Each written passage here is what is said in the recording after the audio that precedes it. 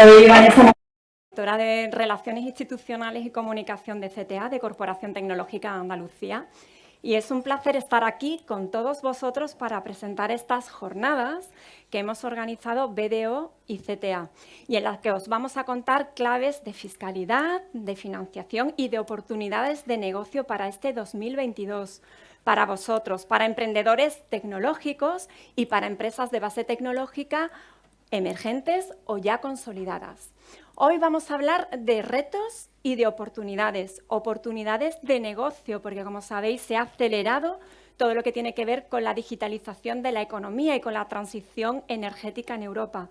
También de oportunidades de financiación para proyectos de innovación y de tecnología con estos fondos Next Generation EU que la mayoría conocéis, o con los fondos FEDER o con el Horizonte Europa. Oportunidades también de colaboración con empresas fuertes, potentes, grandes, que colaboran, que están más abiertas a trabajar con pymes tecnológicas. Y también oportunidades en todo lo relacionado con la búsqueda de inversores que aceleren el crecimiento de esas pymes tecnológicas. Donde hay retos y oportunidades, también hay obstáculos. Se hablará de cómo buscar el talento necesario para vuestras empresas, para vuestros negocios, y también a lo mejor de algunas trabas burocráticas en todo el proceso administrativo público. De esto y de mucho más vamos a hablar, pero antes de dar a conocer todos los ponentes que hoy nos acompañan, todos esos expertos, sí que vais a tener la oportunidad de escuchar a nuestra mesa que ya está preparada, inaugural.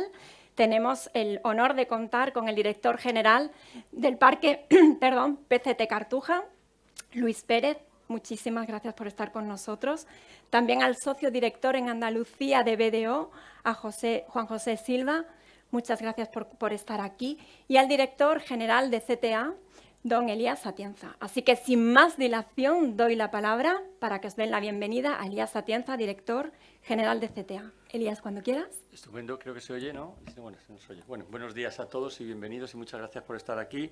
Veo que algunos de los asistentes vienen con retraso, pero vamos, hay que empezar porque los puntuales, hay que premiar a los puntuales. Bueno, lo primero es mi agradecimiento al parque, en la figura de su director, Luis. Primero, por permitirnos hacer esta jornada primero en un parque como el que estamos. Segundo, en un edificio muy emblemático en cuanto al emprendimiento. O sea que, Luis, muchas gracias. Yo me gustaría decir unas cuantas palabras con relación al parque. Este es un parque extraordinario, un parque que está integrado en la ciudad, que no es un ente aislado y que ayuda claramente a que el entorno, el público, sepa que la innovación no es ajena al resto. La innovación tiene que estar en nuestras vidas y este parque está perfectamente para que la ciudadanía entienda que el emprendimiento está cerca, está dentro de ellos. Y, por otra parte, felicitar a Luis porque está dando un impulso enorme en los últimos tiempos bajo su dirección. Con lo cual, Luis, muchas gracias por tenernos aquí. Bueno, como decía Vanessa, organizamos esta jornada para empresas emergentes en colaboración con BDO, que, como sabemos, es una entidad que tiene una sobrada experiencia en este tema y creo que va a ser muy útil para todos vosotros. Yo voy a ser muy breve. Vamos, lo que pretendemos en esta jornada es sencillamente que conozcáis las novedades y que conozcáis las claves, como ha dicho Vanessa, las claves para que consigáis más fortaleza. Además, en este año 22 tenemos dos retos. El primer reto es posiblemente la aprobación de la ley de startups, como se dice coloquialmente, que pondrá un marco adecuado y las reglas de juego. Yo creo que era necesario. Y el segundo, los fondos Next Generation, que es el gran reto. Evidentemente, los fondos Next Generation, los tractores van a ser grandes empresas, pero estas grandes empresas claramente van a necesitar a startups, empresas más pequeñas de base tecnológica, porque nosotros lo estamos viendo en corporación, son realmente las empresas que estáis generando conocimiento y es necesaria esa colaboración entre la gran y pequeña empresa. Corporación tecnológica. En Corporación tecnológica lo que tratamos de hacer es crear un ecosistema que pueda ayudar a todos los emprendedores a crecer y a ser una realidad. En ese sentido, ese ecosistema, pues en ese ecosistema en el que creo que cualquier emprendedor se puede sentir muy a gusto, pues nosotros ayudamos a revisar en los planes de negocios, fortalecer los planes de negocio y si la empresa está en condiciones, esta empresa de emprendedores, ayudarles y acompañarles en el proceso de obtener financiación pública. En los dos ejes principales, Neotec y Enisa. Nosotros, Corporación, está mal que lo diga, ¿no? Pero voy a hablar un poquito de nuestro libro. Corporación tiene una tasa de éxito muy alta. En Neotec tenemos una tasa de éxito de 45%, que como sabéis, los que conocéis el instrumento, es una tasa alta. Y de las 140 empresas más o menos que recibieron fondos Neotec, pues solamente había 3 de Andalucía, y de las 3 de Andalucía, 2 han sido acompañadas por Corporación. En el otro instrumento, Enisa, pues en Enisa tenemos una tasa de éxito del 95%, con lo cual yo creo que estamos trabajando hasta ahora con 40 pymes y pymes tecnológicas, con lo cual creo que ahí nosotros siempre aportamos nuestro granito de arena. Y bueno, y nada más, yo creo que esta jornada se van a dar las claves por expertos y de ahí es donde tenemos que sacar información para que podamos seros útiles y podáis ir, todas las empresas de base tecnológicas, podáis, como dice la jornada, de emergentes a consolidadas. Bueno, yo sin más le voy a dar la palabra a mi compañero de mesa, José María Silva, y me callo ya. Muy buenos días, encantado de estar aquí en esta jornada. La jornada que habla de las empresas tecnológicas, cómo pueden pasar de ser emergentes a consolidadas, ¿no? Algunas claves. Y cuando rellenaron la inscripción en el evento, veían en la presentación, veían 3 ideas. Por un lado, dificultades, un año de dificultades. Por otro lado, un año de oportunidades. Y después un hilo conductor que es cómo conseguimos que las empresas que están arrancando, que tienen un desarrollo tecnológico, lleguen a relacionarse con las grandes empresas, con las grandes corporaciones y que se consoliden, ¿no? Y eso es lo que intentaba un poco explicar, que por qué hacemos esta jornada, ¿no? Y para explicar por qué hacemos la jornada, yo les preguntaría una cosa. ¿Han hecho ustedes el servicio militar alguna vez? Yo es que ya peino canas y he hecho el servicio militar. No sé si alguno de ustedes siquiera sabrá lo que es el servicio militar. El servicio militar es jugar al Fortnite durante un año sin la posibilidad de, cuando te cansas, irte a la nevera a comer, sino tienes que seguir allí. Con otra cosa, muchas menos balas, porque las balas son caras y en el ejército había pocas balas, ¿no? Yo hice el servicio militar, pasé por la Academia de Infantería, y es un edificio, son varios edificios gigantescos. Yo me acuerdo que el que estaba allí antes que yo me dijo, me fui de borrachera todo el día antes de entrar en la Academia de Infantería, y cuando pasé la cuesta y llegué y vi la academia, se me quitó la borrachera, ¿vale? Entonces es una cosa seria. Y aquel tiempo que pasé en el ejército, un año, jugando al Fortnite, yendo de un sitio a otro vestido de verde, aprendí varias cosas y yo creo que me quedé con 2 ideas.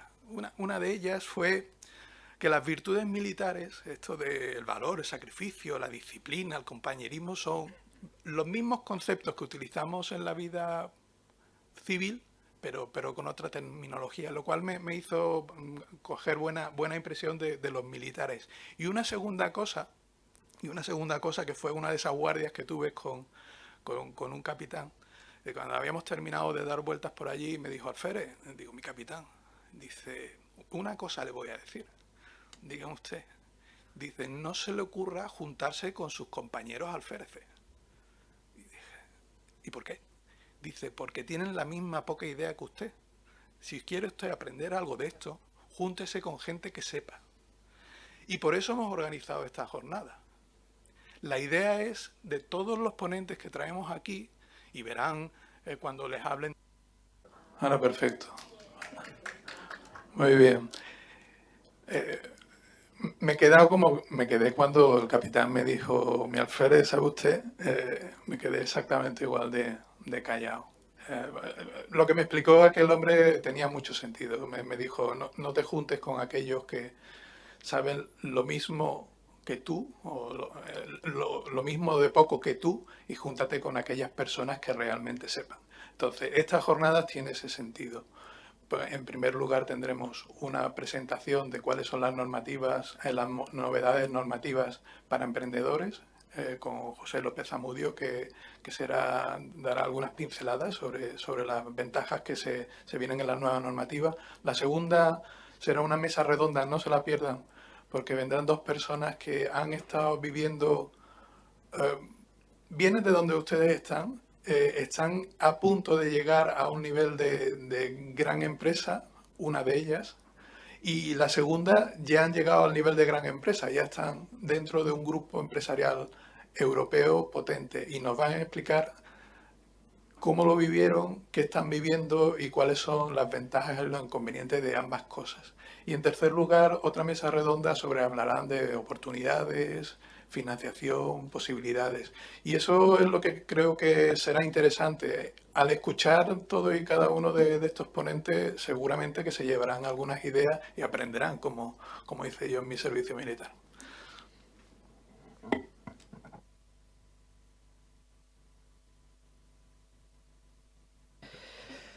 Muy bien. Está bien. Bien, pues buenos días a todos y, por supuesto, en primer lugar, agradecer a Corporación Tecnológica, a mi amigo Elías, con el que llevamos muchos años compartiendo espacio e ilusión y pasión por este parque tecnológico. Y también, como no, a BDO, José María, muchas gracias por invitarme. Muchas gracias, además, por dos cosas. Primero, por organizar esta jornada, con un tema que viene al pelo aquí a la actividad del parque, y segundo, por hacerlo en este edificio, en la Tecnoincubadora Marie Curie. Yo me voy a remontar en 2 minutos a la época donde sí se hacía el servicio militar, que por cierto yo fui, aunque peino canas, la primera generación que se libró. Yo ya no lo hice. Algunos me hablan bien, otros no tanto, pero bueno, yo me escapé. Pero el año 87, en esta ciudad, cuando se hacía el servicio militar, hubo una transición importante, fue un hecho histórico. En el año 87 se decidió que la Expo iba a tener lugar aquí en Sevilla, la Expo del 92. Y en el año 89, que fue otra fecha clave, se decidió que tras la Expo, que era un proyecto a corto plazo, un proyecto desarrollado en 6 meses, se iba a hacer un proyecto a largo plazo, que era reutilizar todos los activos de la Expo en un parque científico y tecnológico, para intentar transformar parte de la economía tradicional de Sevilla y provincia, una economía del conocimiento, de la innovación y de la empresa tecnológica. A día de hoy, que ya han pasado casi 30 años, podemos hablar de un parque consolidado, con un número de empresas muy importante, con centros de investigación, con administración pública, la que está dedicada precisamente a impulsar la economía digital. Y, por lo tanto, esta jornada con este tema en este edificio para nosotros es, desde luego, un privilegio.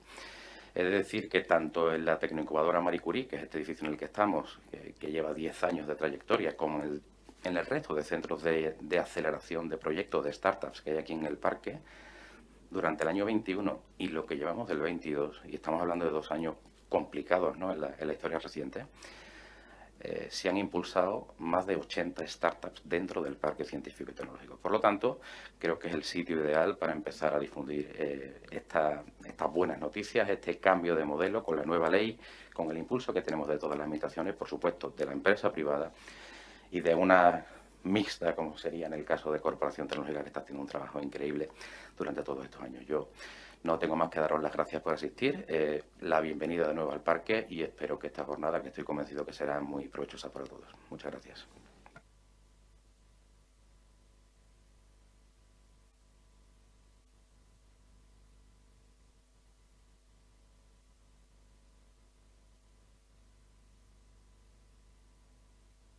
Sí. Yo creo que de viva voz se escucha.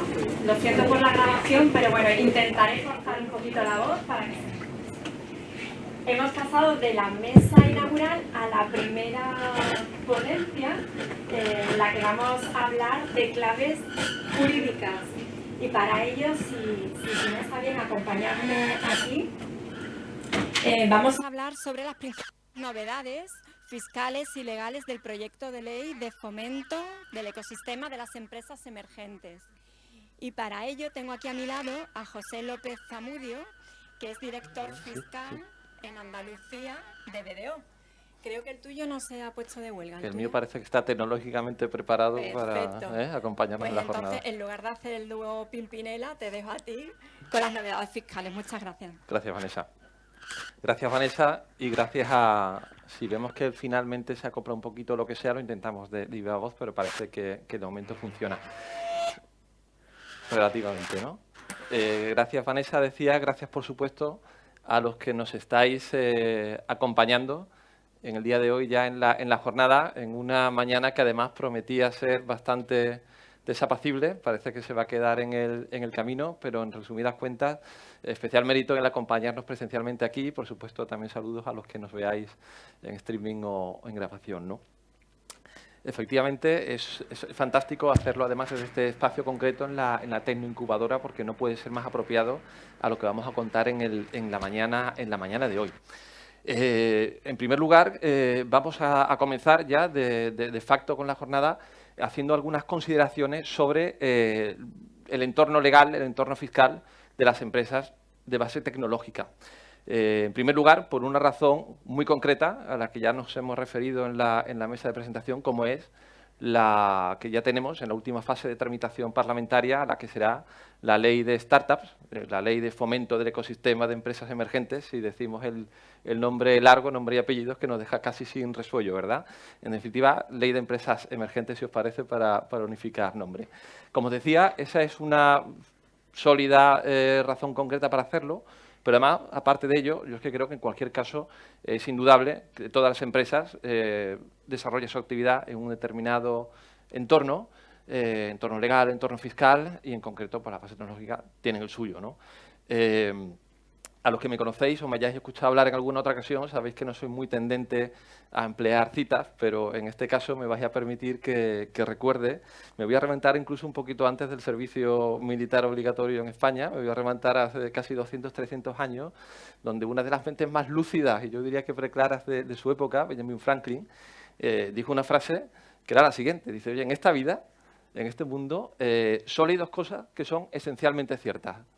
Una de ellas es la muerte, y la otra son los impuestos, ¿no? Con lo cual, eso sí, podemos además estar de acuerdo que a pesar de que ha pasado tantísimo tiempo, sigue siendo así. Si me apuráis, no estuvo relativamente de moda, ¿no? Hace unos años hablar incluso de que la muerte tal como la conocemos, el envejecimiento, poder ser controlado y tal.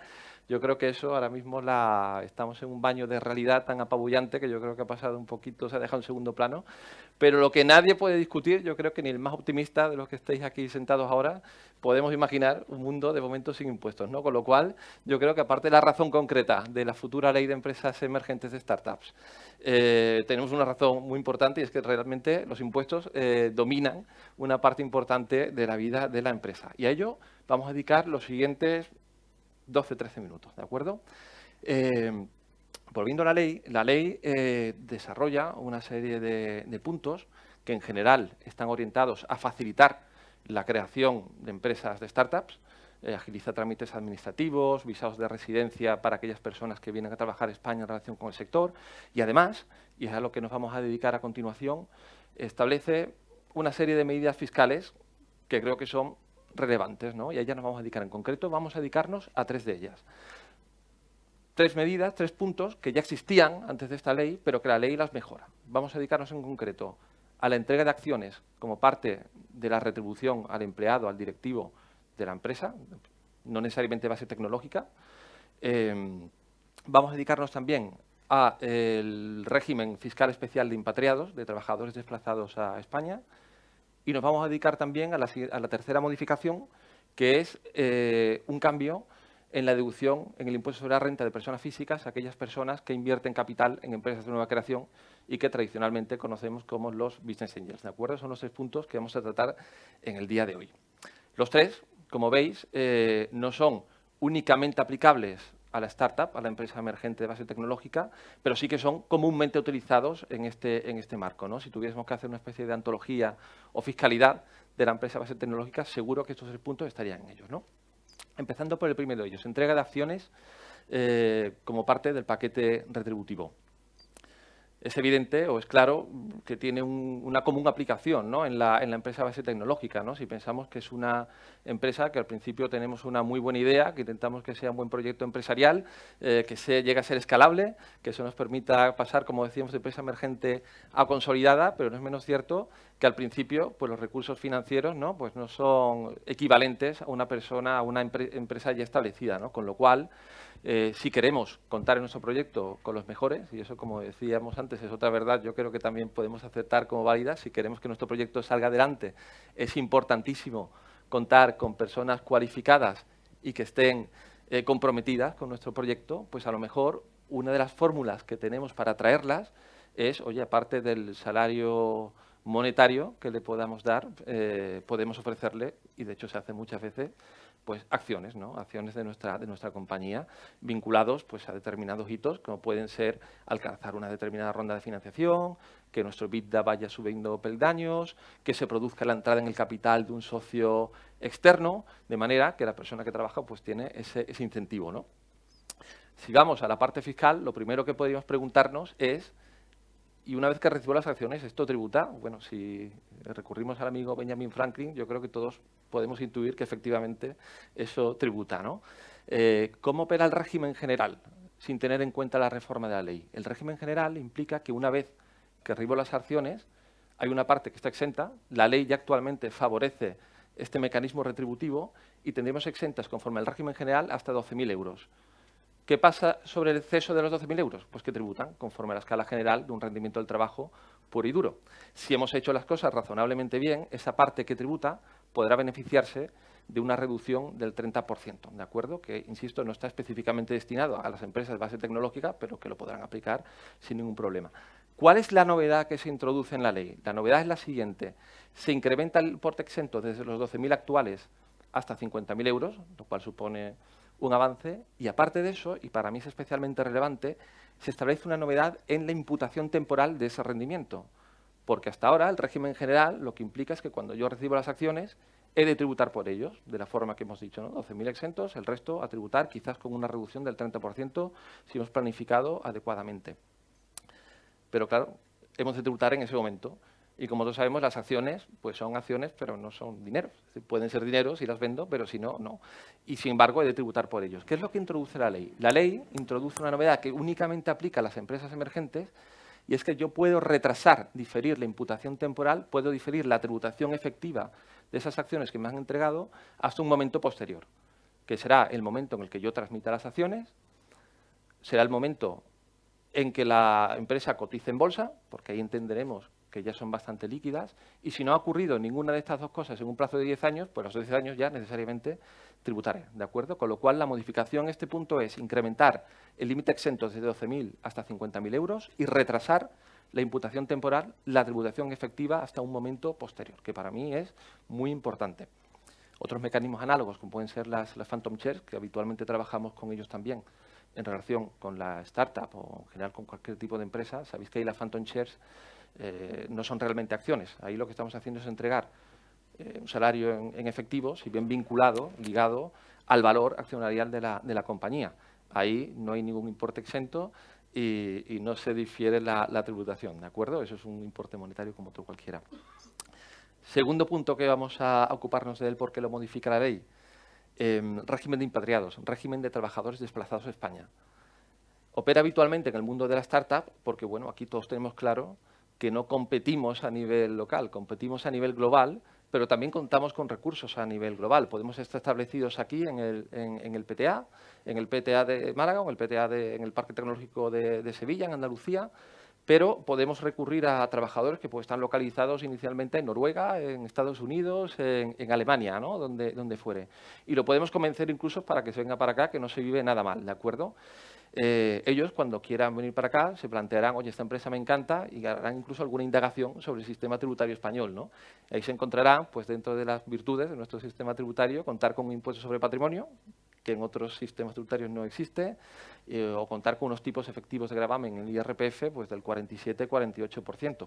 no a mucho en Andalucía, en Cataluña, teníamos unos tipos del 56%, ¿no? Entonces esto, sabemos que la gente que es muy inteligente es a veces un poco rarita y será que eso que son raros que no les parece especialmente atractivo, ¿no? Entonces, uno de los mecanismos utilizados por la ley para incentivar esta venida a España de estos trabajadores es este régimen de impatriados, que significa, resumiendo mucho, que los vamos a tratar, aunque son residentes fiscales en España, los vamos a tratar prácticamente como no residentes, de manera que no van a tener impuestos sobre patrimonio, sobre los activos que estén localizados fuera de España, no van a tributar en España por los dividendos, ganancias de capital que procedan de fuera. Imaginemos que hemos atraído a nosotros a un directivo de una startup americana que se ha venido para España con acciones de la empresa americana, porque allí también ha tenido acceso a un plan de stock option, y estando aquí en España las transmite, las vende y se le genera una ganancia de capital. Eso no tributa en España, tributar en Estados Unidos, no aquí.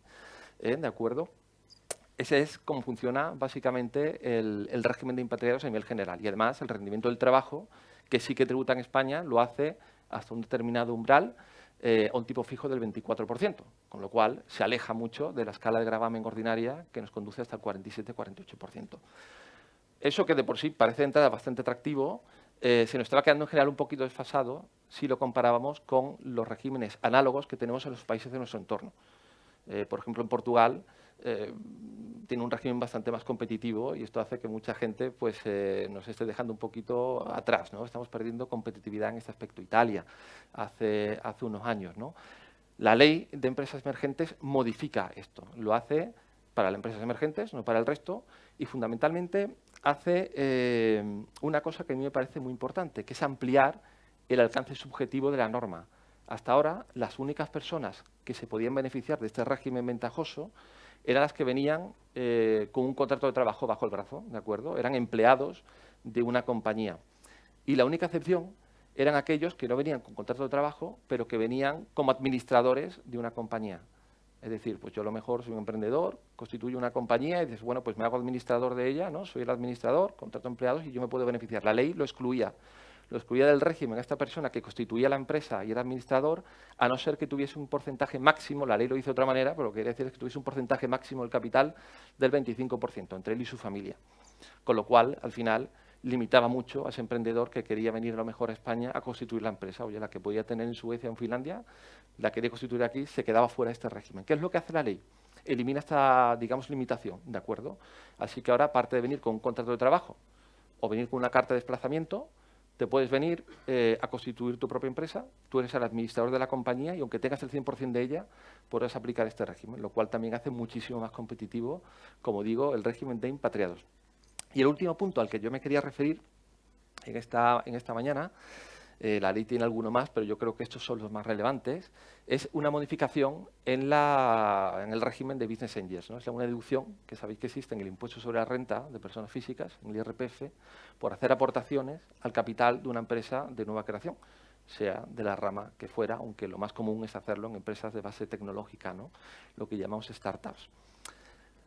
¿En qué se traduce la modificación de la ley? Pues que cuando tú haces esta aportación al capital en una empresa de base tecnológica, en una empresa emergente, que ahora hablaremos de los requisitos que debe tener, ocurren básicamente dos cosas. Por un lado, se incrementa el importe máximo que pueda hacer de aportación al capital. Hasta ahora únicamente te beneficiabas fiscalmente hasta un importe máximo de 60.000 euros, ¿de acuerdo?, como aportación al capital, y ahora este límite se incrementa hasta los 100.000. Puedo aportar hasta 100.000 euros, puedo aportar más, pero estaré bonificado hasta los primeros 100.000 euros. Y además también mejora el tipo de gravamen, la deducción que podemos aplicar, ¿de acuerdo? Si bien hasta ahora era del 30%, ahora lo elevamos al 50%. Si hacemos un número rápido, quiere decir que la potencia máxima en el IRPF de un Business Angel de esta deducción antes era el 30% de 60.000, que son 18.000 euros, y ahora pasa a ser el 50% de 100.000, que son 50.000, con lo cual mejora pues 32.000 euros, ¿no? 18 a 50, 32.000 euros, el beneficio máximo de esta deducción. Como les digo, estas son 3 modificaciones de la ley tributaria que operan específicamente para las empresas emergentes. Y dejamos para el final definir qué son las empresas emergentes, aspectos de la ley. Son todos los que estáis aquí. Son también las empresas que se nos van a sentar con nosotros ahora a hablar de su proyecto. Bien, empresa emergente, tal como las define la ley a día de hoy en el proyecto, que muy previsiblemente sea prácticamente el mismo que se va a aprobar en torno al verano. Son aquellas que tienen hasta 5 años de vida, en algún caso podrá llegar a 7 si son de determinados sectores. Esto se desarrollará mediante orden reglamentaria, insisto, entre 5 o 7 años de máxima antigüedad. No se puede repartir dividendo mientras apliques el régimen, se busca la capitalización. Han de estar domiciliadas en España, la mayor parte de la plantilla ha de ser residente también en España, ¿de acuerdo? Y hay una limitación en la cifra de negocios, ¿vale? No es un requisito, digamos, ad inicio de constar como empresa emprendedora, innovadora, pero si llegamos a exceder 5 millones de cifra de negocios, en ese momento nos quedamos fuera del régimen, ¿de acuerdo? Con lo cual, si estamos dentro de esta horquilla, podemos aplicar las 3 ventajas que hemos dicho. Si somos una empresa de base tecnológica, pero tenemos 8 años de antigüedad, nos quedamos fuera, ¿de acuerdo? De manera que es una ley que favorece la creación de nuevas empresas, pero deja fuera a otra empresa de otro perfil, ¿no? Quizás eso es una pequeña crítica que se le podría hacer. Bueno.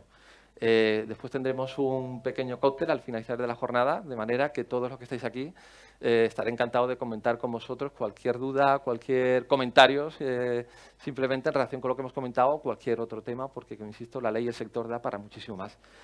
Y ahora yo sí, Vanessa, Sí. si te parece, damos... Si te parece, sigues aquí y damos paso a la mesa redonda e invitamos para que se suban contigo en el escenario a 2 compañeros, que tú te lo sabes mejor que ellos los nombres, porque además los has invitado tú directamente. Ernesto Muñoz Salmerón, por favor, si puedes subir al escenario, que es el Finance Manager de Sport Trader Group, y a Irene García, responsable de administración de Geniali. Espero que con todos los micros que tenéis aquí funcione alguno de ellos, digo yo. Pero bueno, os dejo porque en esta mesa redonda lo que vamos a hablar es sobre la valoración del entorno legal y fiscal de empresas tecnológicas. Así que sí, esa parece que también tenéis para hablar que encender darle al botoncito. Eso es. Estamos ya todos ubicados. Por eso. Perfecto. Pues os dejo de nuevo con José López Zamudio. Muchísimas gracias. Gracias, Vanessa. Gracias, Vanessa. Y cómo no, gracias de nuevo, a pesar de que han sido dadas, yo creo que merecidamente, gracias de nuevo, Irene, Ernesto, por haberos dejado embaucar y acompañarnos en la jornada de hoy. Yo, aparte de daros las gracias, la verdad es que lo hago encantado de estar aquí en la mesa. Vais a hacer que todo lo que he comentado hasta ahora, si ya parecía poco interesante, lo voy a poner muchísimo más de manifiesto, porque yo creo que llegamos a un punto álgido de la jornada. Genial, y en el caso de Irene, por Radar, en el caso de Ernesto, creo que son un ejemplo muy representativo, absolutamente representativo de lo que hemos comentado, que es un poco el subtítulo, ¿no? O el leitmotiv de esta jornada, empresas emergentes a consolidadas. Ahora los preguntaré al respecto, ya veréis cómo nos van a poder comentar su experiencia, su caso concreto, cómo lo han vivido, y eso es lo que nos va a permitir aprender a todos, ¿no? Pero bueno, yo sin más, yo sí os voy a pedir que inicialmente, Irene, si acaso, por cercanía física en la mesa, os presentéis inicialmente, nos habléis un poquito de vosotros y de vuestra empresa.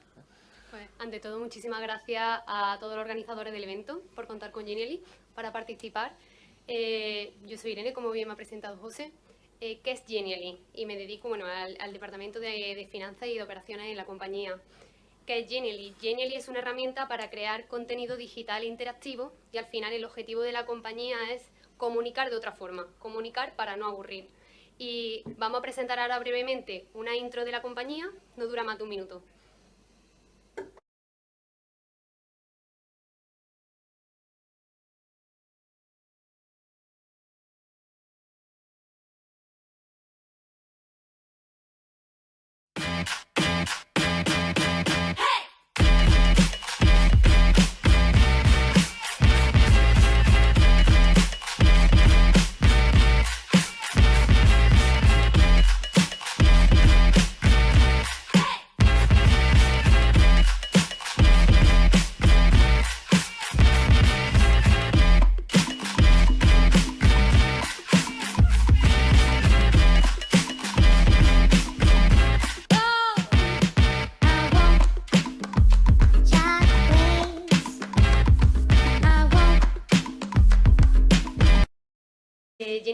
herramientas para crear contenido, comunicarlo de otra forma. Actualmente tenemos una presencia en más de 190 países, tenemos ya más de 20 millones de usuarios registrados y en 2022 hemos conseguido más de 50 millones de creaciones, más de 50 Genially, que nosotros lo llamamos. Sin más, paso también la palabra a mi compañero Ernesto. Hola, buenos días. Muchas gracias por invitarme hoy a esta jornada, este ratito que vamos a estar juntos y charlamos. Yo soy Ernesto, soy Finance Manager no es por Radar Group, es una parte, una unidad, una división dentro de un grandísimo grupo, de una multinacional, un gigante en el sector. Y bueno, explicaros un poco, al final vamos a ver de dónde venimos y la experiencia que hemos tenido durante estos años, cómo nos han enriquecido, cómo nos han jorobado la vida, entre comillas, perdón por la palabra. Y lo bonito, creo que es muy interesante, que aquí en Sevilla hay posiblemente muchos de vosotros no sepáis que en vuestra ciudad tenéis una empresa que da servicio a las casas de apuestas. Nosotros nos dedicamos al sector del betting, que tanto se está poniendo de moda en España. Vamos con muchos años de retraso conforme a otros países, como pueden ser Inglaterra, Estados Unidos, Bulgaria, o Sudáfrica, o cualquier otro. Y ahora, pues parece que España está dándole un poco abriéndole el mercado a las casas de apuestas de otros países, que no son españolas precisamente, sino que están trasladando aquí. Algunas abren españolas. Y nosotros lo que hemos dado, pues creamos una plataforma online que da todo el servicio en un negocio B2B. No vendemos apuestas, sino que canalizamos a través de nuestra plataforma todas las apuestas, con lo cual nuestro cliente core es la propia casa de apuestas, casino online, o también en el mercado trabajamos con retail, no solo con online. Y fuimos comprados por Sport Radar, una empresa dentro del sector líder en el servicio en tecnología y líder en el sector de apuestas, y básicamente pues nosotros lo que hacemos es vender todo el servicio desde los datos estadísticos para las apuestas hasta todos los sistemas que estén relacionados, la media, el contenido, marketing, risk management, todo relacionado con este sector, ¿no? Como digo, son líderes y tienen todos los derechos deportivos con las principales firmas, NBA, FIFA, UEFA, NHL, en fin, es un gigante, ¿no? Y esto, pues, es que sepáis que aquí en la Torre Pelli, de la planta 14, tenéis una empresa con 170 ingenieros sevillanos que se creó en 2012 que se dedica a esto, ¿vale? Y que se compró hace justo 2 años ahora. Entonces, pues bueno, esa es un poco mi presentación. Yo creo que ahí, efectivamente, Ernesto, tal como lo estás introduciendo, yo creo que será muy interesante que nos contéis cómo habéis vivido y que resaltéis lo que a vosotros os ha parecido más interesante en este tránsito que habéis hecho, tanto en uno como otro caso, en el caso desde Córdoba, en el otro, como aquí bien dices, a escasos metros del Parque Tecnológico, aquí en Torre Pelli, ¿no? Que nos contéis que habéis vivido al respecto, ¿no? Yo, para mí, siempre una de las mejores experiencias como abogado, como fiscalista en este caso, me parece súper enriquecedor ya el mero hecho de trabajar con empresas como las vuestras, en las que ves cómo va la empresa creciendo, tú vas creciendo con ellas, tú aportas lo que puedes.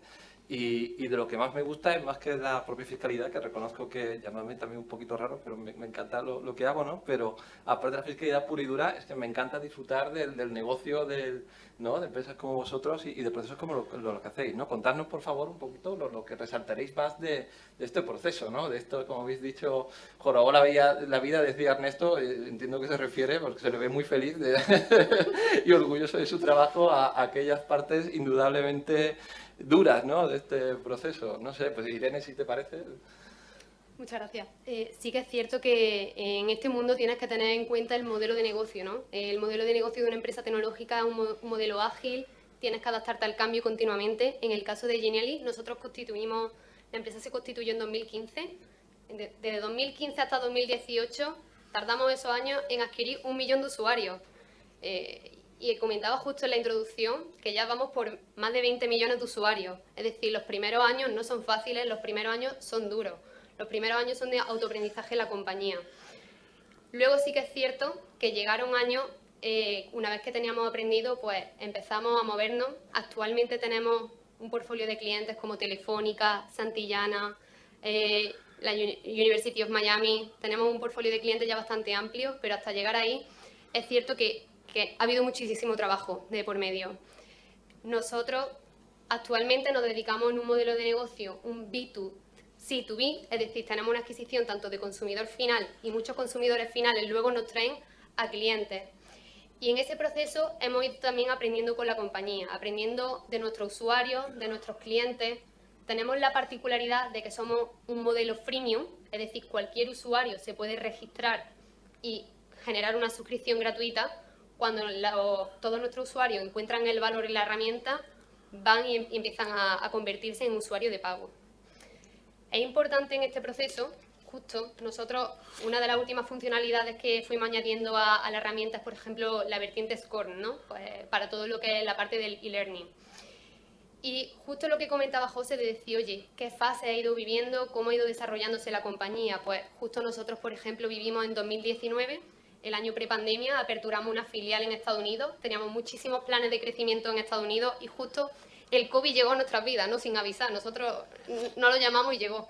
Pues bueno, ¿cómo impacta eso en el negocio, ¿no? A nivel estratégico, a nivel de la fiscalidad, legal, todos los planes que teníamos previstos para el crecimiento en Estados Unidos se frenaron, aprende a crear una filial, aprende a aperturar, siempre rodeado de buenos asesores y es bastante interesante en ese punto, ¿no? Actualmente también hay que saber gestionar todo lo que es el proceso de crecimiento del equipo. Por allá, cuando no éramos más allá de 24 personas en el equipo en 2018 y ahora somos más de 150, ¿no? Pues poco a poco se va aprendiendo y se va haciendo crecer el negocio. No sé, Ernesto, ¿tú qué experiencia has vivido en cuanto a la fase de crecimiento de la compañía? Vosotros sí que estáis en una etapa más, ¿no? Vosotros ya Sí. habéis salido a bolsa. Yo creo que vosotros, si Dios quiere, vais en el camino que nosotros ya hemos recorrido o estamos recorriendo, ¿vale? Si todo sale bien. Vamos, ya nosotros nos compraron, la empresa ha salido a bolsa, la multinacional ha salido a bolsa, a la bolsa estadounidense. Y bien, nosotros fuimos startup. Este foro es magnífico porque fuimos startup. Lo bueno de nosotros, o lo distinto, es que una startup, bueno, el CEO, el que era entonces dueño, se la ingenió para no pedir un duro a nadie. O sea, él intentó, aquello lo montó con su propio capital, sus propios riesgos, y se llevó a 20, como definíamos en aquella época, cuando éramos unos niños. Yo empecé con 25 años, ahora tengo 33, ya voy para viejo. Y nos fuimos 20 locos allí al lado de Gibraltar, a una oficina en Palmones, donde más contaminación hay del sur de Andalucía, al lado de la CEPSA. Y todos estábamos súper ilusionados, con las caras que cualquier chavalillo de startup te vende su negocio, y tanto que lo vendimos. En 2015, de 2015 a 2018, 2019, estábamos de 1 millón de euros de venta en 2014 a 6 en 2015 y de 6 en 2015 a 13 en 2020, ¿no? En 2019, perdón. Ya encima nos presentamos a los principales concursos y ferias del mundo de casas de apuestas, tanto en Estados Unidos como en Inglaterra, las más famosas que hay por ahí. Ya nos empezaron a conocer y ya empezamos a coger clientes de mucha calidad. Clientes de categoría, clientes de premium. Ya un B365, un William Hill, no sé si os suenan por ahí, ¿no? Tienen un marketing bastante fuerte. Entonces, una vez que llegamos a eso, nos presentamos a una RFI, para la lotería noruega y para la lotería francesa. Y es ahí, en la Noruega, que nos hicimos con los derechos de la explotación de la plataforma con esta lotería. Entonces, por Radar, ahí es cuando nos compra. No sé si alguno de vosotros había hecho una due diligence. Que le hagan a un financiero una due diligence es poner en examen todo lo que llevas haciendo durante los últimos 4 años o 5, o el riesgo que la ley te imponga según va cambiando. Entonces, uno de los retos más importantes de mi vida era estar al lado del empresario entonces, para vender su hijo, que es la empresa, y pasar el examen de mi vida, que pasé con éxito, y yo pensaba que poco tiempo iba a durar en la empresa, y al final, bueno, aquí sigo, ¿no? Esa experiencia me ha marcado. La due diligence, la seriedad con la que una multinacional viene a ti y cómo tú respondes es la clave de tu profesionalidad. Cuando eres pequeño tú vas detrás del CEO luchando, para llevar una economía de batalla, y ya te metes en un barco que es una macroeconomía brutal, con unos niveles de financiación brutal, todo conjunto, unos RPs brutales, y el tema de gestión, pues muy diferente, ¿no? Entonces el modelo de negocio que ellos usan, el modelo organizativo, cambia radical. Entonces el siguiente gran reto para nosotros fue, según mi experiencia, si ya paro porque estoy, ¿no? Estamos encantados de escucharte y de escucharos, ¿eh? O sea, El siguiente gran reto fue la integración. Una vez que se vende la empresa, automáticamente Hacienda te llama. Si os compran, o si compráis, que sepáis que si hay una suma medianamente decente, Hacienda os llama. Así que tenerlo todo muy, muy amarrado, porque os llama. A nosotros no nos ha pasado nada, pero que nos podía haber pasado, ¿no? O sea, te hacen un segundo examen, sin pagar, por el cual te piden dinero, ¿no? Y la integración de Optima, la que entonces era Optima en Sportradar, ha sido uno de los grandes retos de mi vida, porque dentro de este sector y de esta empresa, porque de pasar a una economía, como digo, de una administración local, pues, andaluza, a una administración global, teniendo en cuenta IFSR, las leyes famosas NIF, que tú ya en la carrera te la dice una vez el profesor y dices, ¿esto qué es? La IFSR, ¿no? Las NIF.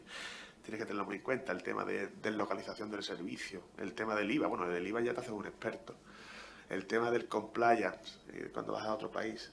Bueno, pues una cosa que es muy, muy interesante y que te forma como profesional y que a mí, por ejemplo, me ha hecho crecer mucho profesionalmente hablando, pero que creo que a todos los que trabajamos muy bien entonces, pero creo que ahora nos han puesto en órbita. Así que estamos más o menos en órbita junto con la empresa. En esto, no, perdón. nada, en ese punto me surgió la curiosidad. ¿Vosotros, justo antes de la compraventa de la venta de la compañía, habéis realizado alguna ampliación de capital o Nunca. directamente Nunca. fue directamente del cero a todo, ¿no? Fue de cero a todo, como digo, el CEO tenía su plan claro de cero financiación extranjera tal, y nunca hemos tenido, ha sido siempre administrador único y socio único. La verdad que en este caso sí que es un buen ejemplo el poder comparar dos casos diferentes en empresas tecnológicas. Ernesto nos ha comentado su experiencia con la venta de la compañía. Genially, en cambio, es una empresa que hasta la fecha se ha venido financiando con ampliaciones de capital. Esto viene por recoger fondos de socios que se incorporan a tu pool. Nosotros tuvimos nuestra serie A en 2020, una serie de 4,4 millones de euros, y sí que es cierto que justo en 2021 cerramos, también con pleno COVID, cerramos una serie B de 20 millones de dólares. Es cierto que, claro, cada vez que viene una ampliación de capital, viene un proceso de due diligence, viene un proceso de muchísima gestión legal, muchísima gestión financiera. Tienes que tenerlo todo bastante claro, todo bastante recogido, pero sí que es cierto que la due diligence, más allá de frenarte en el negocio y distraerte un poco de tu producto, son momentos de situación muy saludable para la compañía, ¿no? Porque es poner una revisión a fondo, una revisión de decir, oye, que todo el trabajo que estamos haciendo lo estamos haciendo correcto y podemos seguir trabajando por esta vía. En ese punto, bueno, esa apreciación al respecto que considero que es curiosa. Sí, pues yo creo que habéis comentado también, efectivamente, un punto clave, ¿no? Yo creo en el ciclo de vida, ¿no? De lo que empieza siendo una startup, ¿no? Es ese punto de inflexión, ¿no? Si vemos a las etapas, la literatura, digamos, ¿no? Científica o doctrina, como lo queramos llamar, ¿no? Desde las etapas semilla, ¿no? Hasta que llegas a esta etapa ya de expansión, ¿no? Que muchas veces culmina con esa entrada en el capital, una transmisión directa, una entrada al capital de un grupo fuerte, una integración con un grupo de mucha mayor dimensión, ¿no? Y efectivamente, como decís, nosotros que como asesores lo vemos desde fuera, ¿no? Es verdad que es un punto muy curioso, ¿no? En el sentido de que el equipo del empresario que ha estado durante muchos años centrados en sacar adelante un proyecto de manera muy exitosa, porque precisamente por eso, ¿no? Se llega a este punto, pero en definitiva centrado en el core del negocio, el desarrollo del producto, acercar servicios, de pronto se ve envuelto en una marasma, en una due diligence, en esto, y además resulta que, visto desde fuera, visto desde los que os pedimos documentos y planificamos la operación, ¿no?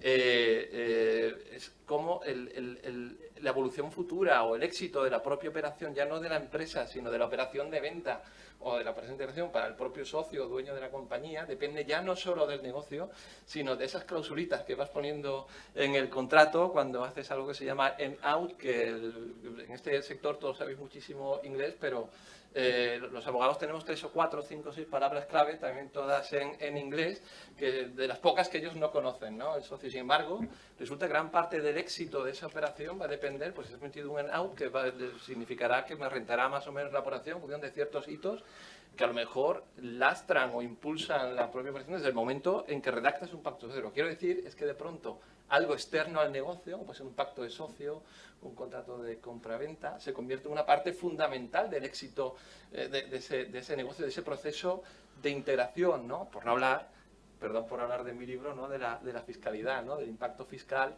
No es lo mismo acudir a un proceso de este tipo con una planificación previa determinada, que hacerlo sobre la marcha. Hablamos antes de entregas sobre acciones, en ese momento se disparan todas, ¿no? Empiezan a haber problemas de sobrevaloración de la compañía y otros bienes extremos, ¿no? Entonces, bueno, yo, olvidando mi libro, por decirlo de alguna manera, sí que os querría preguntar en todo este proceso en el que, incluso antes de llegar ahí, ¿no? Lo habéis ya anunciado, ¿no? Empieza la empresa a crecer, el producto se desarrolla, los clientes crecen. Seguro que también vuestra estructura interna, vuestro departamento concreto, el de más allá, los desarrolladores, los financieros, todo eso empieza a crecer, empezáis a trabajar, lo decís, cada vez con más asesores. ¿Cómo habéis vivido o cómo veis si hay algún cierto tipo de rasgo común entre los dos?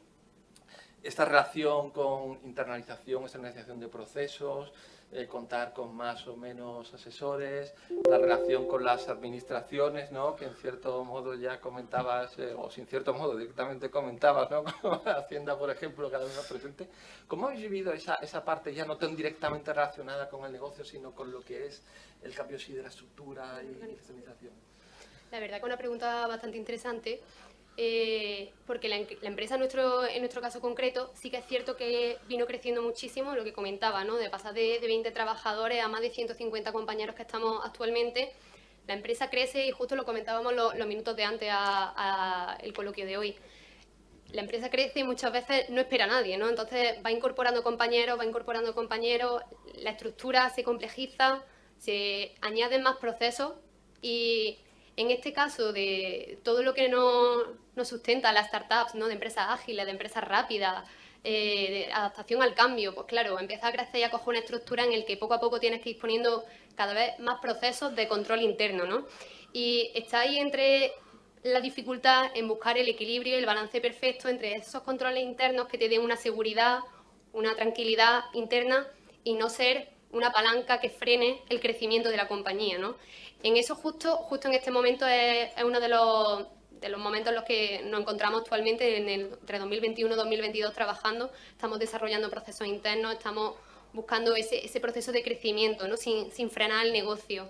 Y la verdad que es una pregunta bastante interesante. No sé en tu caso, Ernesto, cómo lo vivisteis vosotros o cómo lo vivís a día de hoy, justo también después de la venta. A ver, ¿cómo lo hemos vivido? Pues hemos pasado de tener una empresa que tenía algunos procesos, básicamente los procesos necesarios a lo mejor para tener una ISO, ¿no? Las 3 ISO, o teníamos algunos procesos y hemos pasado a estar ahogados por los procesos, ¿vale? Nosotros, es verdad, ahora dedicamos el 40% de nuestro tiempo a trabajar, el otro 40% a reuniones online, y otro 40% hablamos de 12 horas al día de trabajo, no hablamos de 8. Y el otro 40% a respetar los procesos. La empresa, el cambio en el departamento de administración fiscal tributario, que es el que yo controlo aquí, por lo menos en el área española, tenemos bastantes procesos. Es una cosa, el presupuesto es como máximo. Creas un presupuesto, se aprueba 3 meses antes de que acabe el año y te marca una hoja de ruta que es prácticamente invariable y si no haberlo pensado antes. Es una cosa que está clara. Como nosotros hemos salido a bolsa y hemos salido a la bolsa por el Nasdaq, entonces tendréis que sabréis, o si no lo sabéis, que sepáis que el SOX, están los SOX Controls que te obligan a tener auditorías internas y a tener, entonces ya no tengo a BDO auditándome aquí en España. No tengo alguna posible inspección de Hacienda que otra, porque cuando te compran, te digo, Ya no pasas, como decías tú un día, José, a otra bolsa, pasas a otro saco y ya eres objetivo principal. Si tu empresa es una empresa de éxito, eres objetivo principal de Hacienda. Por todos los medios van a intentar inspeccionarte, buscarte alguna cosa. Y esos soft control, pues, son los que hacen que ahora mismo estemos un poco ahogados en procesos por el tema de toda auditoría interna, contable, el order to cash, ¿no? Cómo facturar, por qué factura, que todo esté correcto. Y básicamente el cambio para nosotros ha sido radical, porque ha sido muy poco tiempo, en 2 años solo, y hemos pasado de tener algunos procesos y una administración de batalla a tener una administración, pues, con bolsa. Es un poco... Yo, por mi parte, también, aunque hemos empezado con un pelín de retraso, pero vamos a intentar ganar tiempo, yo creo que es realmente interesante todo lo que habéis comentado. Se ha cumplido mi predicción de que va a serlo con mucha mayor medida que lo que hemos estado hablando antes de la mesa, cuando hablaba yo solo. Yo creo que realmente aquí podemos sacar mucho jugo. Yo creo que permite a toda la empresa del sector ver un camino que cada uno lo vive a su manera, pero que en el fondo mantiene las mismas constantes cuando se produce este proceso, ¿no?, de crecimiento, que por tanto es muy aprovechable esa experiencia personal que nos habéis contado, y que además yo que os conozco sé que lo hacéis desde el apasionamiento, la pasión por lo que hacéis, ¿no?, dentro de ese proyecto tan interesante en que estáis cada uno envuelto, ¿no? Yo antes decía que se había cumplido mi predicción de que iba a ser esto muy, muy interesante.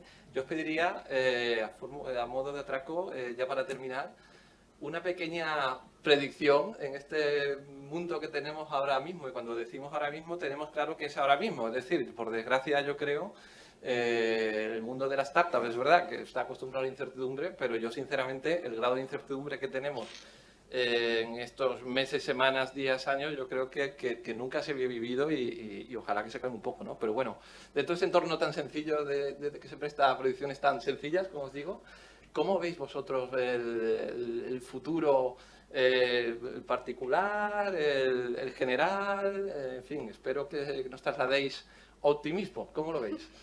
Nosotros, vamos, en este caso sí que es cierto que me gustaría tanto comentar la situación, por ejemplo, de incertidumbre que vivimos durante el COVID y dar un poco el ejemplo de Genially y cómo lo vivió, y luego un poco lo que esperamos, ¿no?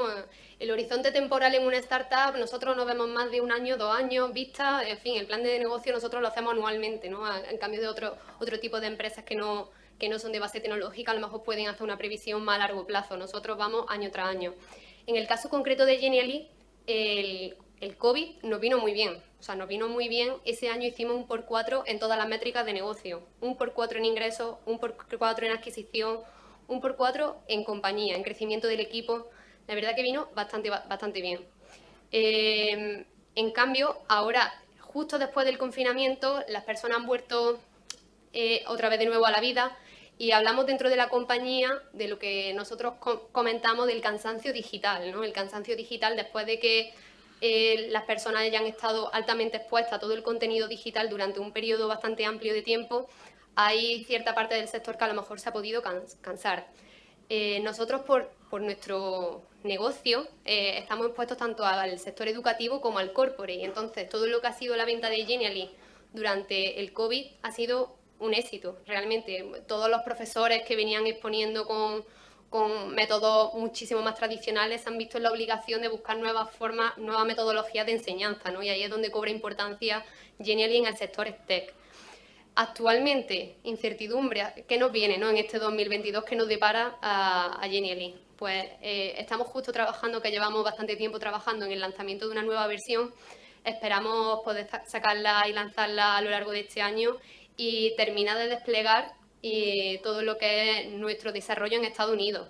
Justo también certificamos hace poco con una compañía certificadora una legislación americana, y aquí también entra todo lo que es el enclave fiscal y legal, ¿no?, dentro del desarrollo de mercado. Pues para nosotros Estados Unidos es un mercado bastante importante. Allí está justo además nuestro director ejecutivo, ¿no? Y tenemos una filial, como comentaba anteriormente. Pues bueno, nosotros estamos enfocados en el sector educativo, pues FERPA y COPA no es de aplicación. No podemos vender a centro educativo americano hasta que no cumplamos esta legislación. Pues bueno, hemos estado un montón de meses trabajando súper duro en la compañía, desde varios departamentos, para lanzar esta certificación, y finalmente la hemos conseguido, ¿no? Y con eso esperamos que este año se cumpla. No sé, Ernesto, tú, en vuestro caso, ¿qué tal? Mi caso, concretamente, si miramos el COVID, y ahora vamos a nuestro futuro, el que yo espero y deseo. Si miramos el COVID, bueno, yo creo que para todo el mundo España ha pasado de nadie teletrabaja a teletrabaja todo el mundo. Y yo a todo el mundo que he conocido, todo el mundo ha trabajado más que nunca. Es verdad, así fue en nuestro caso.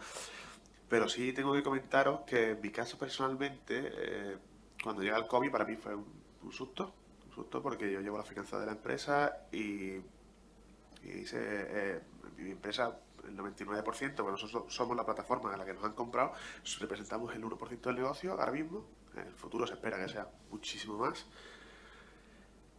Yo me puse un poco nervioso.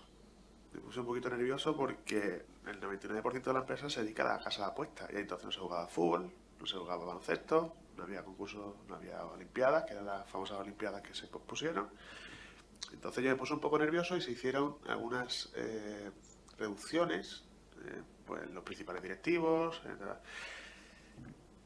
Nosotros, si hubiéramos sido la empresa que éramos sin la compra, no sé cómo podríamos haber sobrevivido al COVID, aunque después es verdad que el gobierno facilitó ciertas medidas, como los préstamos ICO y tal, pero una empresa ya de 200 ingenieros, con 4 países, que éramos nosotros entonces,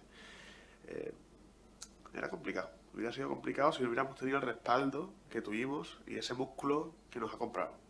O sea, para mí es fundamental la compra de la empresa en el momento justo, que fue justo en ese instante, fueron 4 meses anteriores al COVID, que si hubiera existido algún problema, tal. Luego, mirando al futuro, yo veo el futuro muy bien, porque a mí me han cambiado el modelo de negocio. Nosotros teníamos un modelo de negocio llave en mano. Yo me contrataba, por ejemplo, para hacerlo así muy sencillo y que todo el mundo lo entienda. Si a mí me viene William Hill o B365, me dice, yo quiero tener tu plataforma y la quiero así, así, así, con estos colores, que haga esto, que haga lo otro, con esta pasarela de pago, con un third party integrado aquí, con esta marketing y con estos datos y con este proveedor de no sé cuánto, pues... bueno, pues, perdón, se me ha quedado un poco, se me ha ido un poco lo que quería decir. Perdón, entonces, el personalizar la plataforma a estandarizar el proceso hasta tal punto de hacer una producción en cadena de la plataforma, que es lo que nosotros estamos ahora haciendo, invirtiendo nuestro capital, tanto humano como mucho I+D+I en nuestra pérdida de ganancias, y nuestro dinero, para desarrollar pues las máximas plataformas posibles, al máximo número de clientes posible, y ya no solo ese número de clientes premium que buscábamos anteriormente, no vender solo el Porsche, no vender simple el Porsche, porque vendes 10 Porsches al año, no vendes más, o vendes 5. Ya vender el SEAT. Entonces hemos diseñado varios tipos de plataformas orientados a todo a los distintos tipos de clientes que nos hemos definido como Light, Standard y Premium, y hemos centrado el core al estándar. Entonces nosotros tenemos unas previsiones de crecimiento de 13 millones que estamos ahora, a unos 60 en venta en 2-3 años. Pues yo creo, sinceramente, que me parece un ejemplo clarísimo de adaptación, tanto en un caso como otro, al cambio, a las distintas fases de evolución, tanto del negocio como del entorno, que es algo que no podéis controlar, pero sí nos podemos adaptar, y que me alegra escuchar, que creo que es optimista, ¿no? Y que seguro que se cumple, y seguro que nos hace salir a todos con más ganas de seguir escuchando lo que nos van a contar a continuación, y con la sensación de haber aprendido mucho al compartir con vosotros vuestra experiencia. Muchas gracias, José. Muchísimas gracias.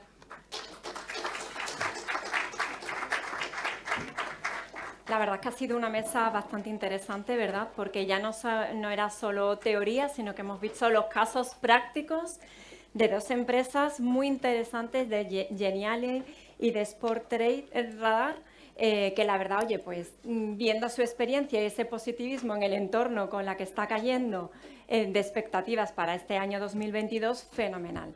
Y ahora damos, como comentaba José, paso a la segunda mesa redonda que están preparando mis compañeros. Vamos a hablar de 2022, un año de oportunidades para el desarrollo de las empresas tecnológicas. Mayor demanda, más financiación y nuevas relaciones.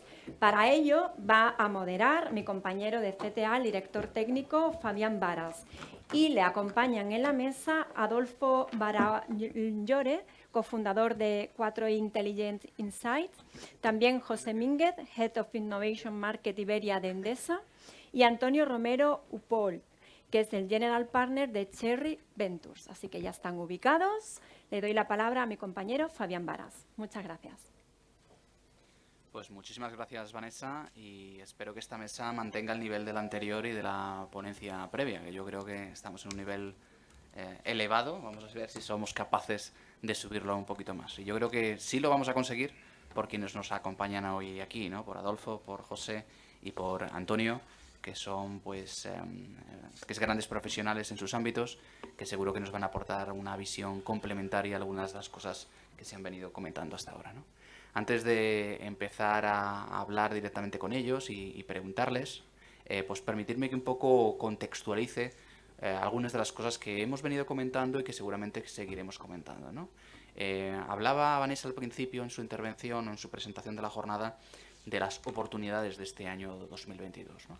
Y yo creo que, profundizando en lo que ella comentaba, estamos ante un escenario con 5 claves que impactan directamente sobre el escenario y la relación entre las empresas emergentes, entre las empresas tecnológicas, el contexto, el ámbito y las grandes empresas ya consolidadas, ¿no? Son 5 claves y la primera de ellas se ha venido comentando también en la mesa anterior. Estamos sin duda ante un escenario de incertidumbres geopolíticas y macroeconómicas, pues vamos, impensable, ¿no? Quizás para muchos de nosotros que por la edad que hemos tenido, pues algunos hemos ido a la mili, pero creo que casi ninguno habremos estado en una guerra, ¿no? Bueno, pues ahí, y también se comentaba en la mesa anterior, pues yo creo que no tenemos que desfallecer, ni tenemos que quizás preocuparnos de más, porque precisamente, y como se ha comentado, el COVID nos ha mostrado hace muy poco tiempo cómo en algunos ámbitos y en algunas actividades hemos avanzado más en 2 años de lo que habíamos hecho en otros 10 anteriores, ¿no? Por lo tanto, hay oportunidades para ser aprovechadas, para intentar generar pues nuevos modelos de negocio que sustenten y que genere una oportunidad donde a priori solo se ve un problema, ¿no? También, por supuesto, hay enormes drivers de innovación que van a impactar sobre toda la actividad de empresas emergentes y también, por supuesto, consolidadas, ¿no? Vuelve a haber una oportunidad de tener nuevos modelos de negocio, de ser disruptores, de crecer, de consolidarse a través de diferentes tendencias. Algunas de ellas, si se han comentado, pues el ser capaz de comunicar de una manera más ágil y eficiente. Otras que seguro que comentaremos también, pues tener una movilidad más razonable e inteligente, o por supuesto tener un consumo energético más sostenible, ¿no? El tercero de las claves o palancas que yo creo que impactan es el tema de la financiación, ¿vale? Se ha comentado anteriormente, aunque siempre nos quejaremos de la financiación disponible, pues posiblemente este es un gran momento para la financiación de este tipo de organizaciones. Por la parte privada, lo comentaremos, pero sobre todo también por la parte pública, ¿no? Se comentaban los Next Generation, este santo grial de los fondos, una gran disponibilidad de fondos a priori con foco en la innovación y en la tecnología, que son una gran oportunidad para las empresas, pero que también pues lo que hacen es aumentan los presupuestos de convocatorias ya existentes que son de uso habitual por parte de empresas emergentes, ¿no? Se ha comentado por parte de nuestro director general al principio de su intervención, pues los Neotec y los ENISA.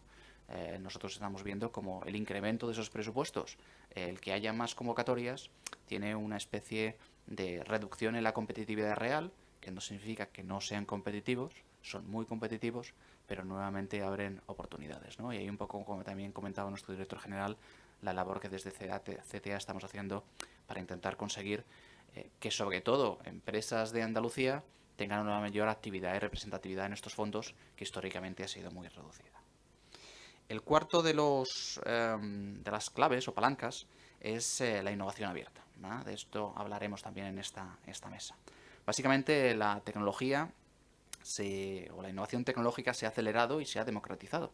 A día de hoy es posible ser una empresa disruptora con muy pocos empleados, y los ejemplos de la mesa anterior pues nos lo demuestran, ¿no? Y todo esto pues lleva, en particular a las grandes empresas, a unos procesos de mayor colaboración entre empresas y pymes, y de hecho pues también hay grandes ejemplos de éxitos, de win-win. 4i, que nos acompaña, es un ejemplo de ello también, y por lo tanto pues también muchísimas oportunidades, aunque evidentemente también algún fracaso.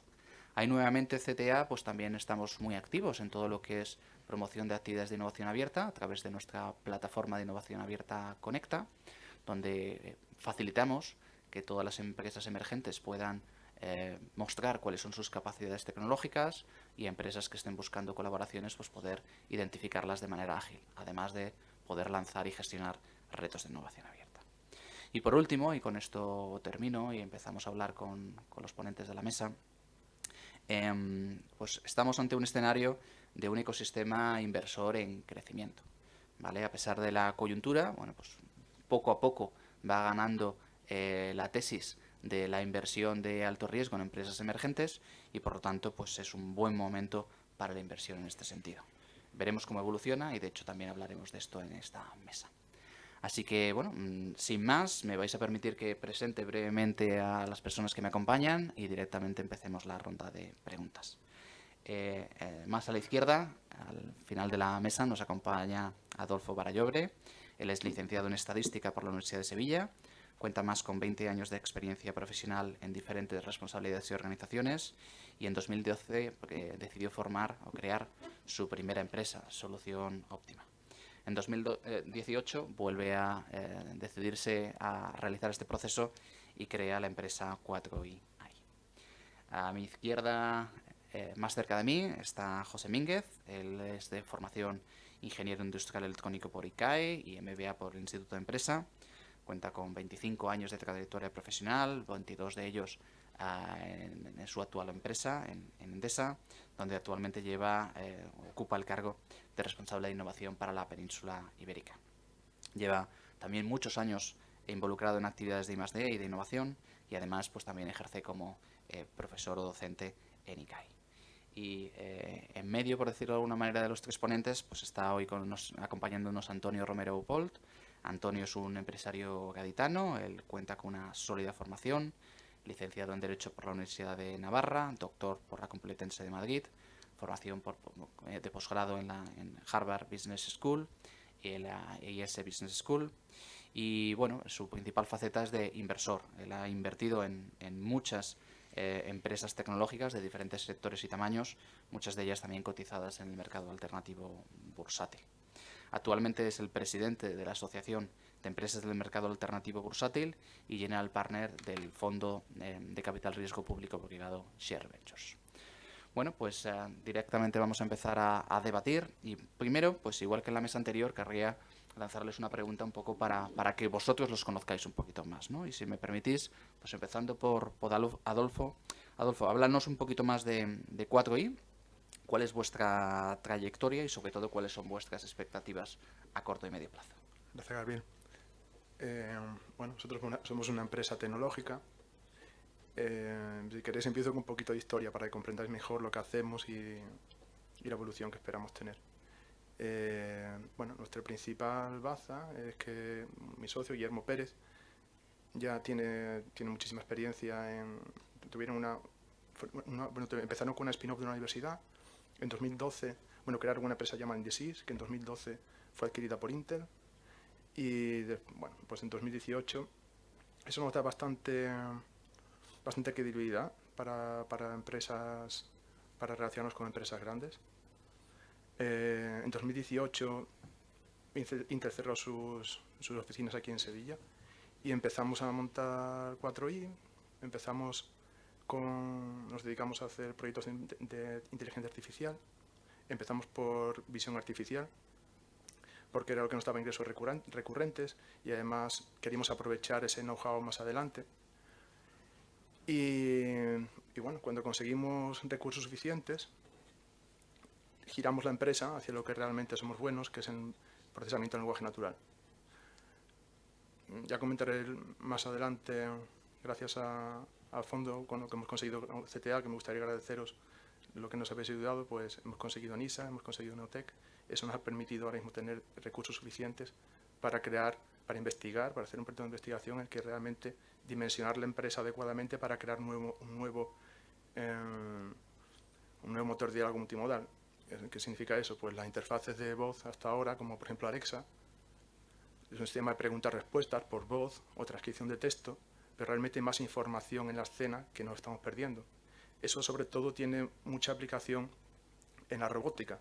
Si estás, por ejemplo, estás hablando con un robot, si el robot se mueve, puede valorar la escena, puede ver qué objetos hay en el entorno, puede ver qué gesto está haciendo el usuario, puede determinar la temperatura. Hay un montón de... No solamente la voz es útil a la hora de tener una conversación, la interacción es mucho más fluida si tienes cuanto más información tengas. Bueno, pues estamos haciendo esa investigación esperamos acabar, tener un producto o mínimo viable a final de 2022, dentro de 2023, y en el que hemos aprovechado también, bueno, pues la experiencia que hemos tenido durante estos últimos años. Muy bien, está claro que sois una empresa de tecnología dura, ¿no? Como se suele llamar ahora, de Deep Tech, y lógicamente pues luego hablaremos de algunas de las soluciones que ya tenéis o de los éxitos, digamos, casi comerciales que habéis tenido, ¿no?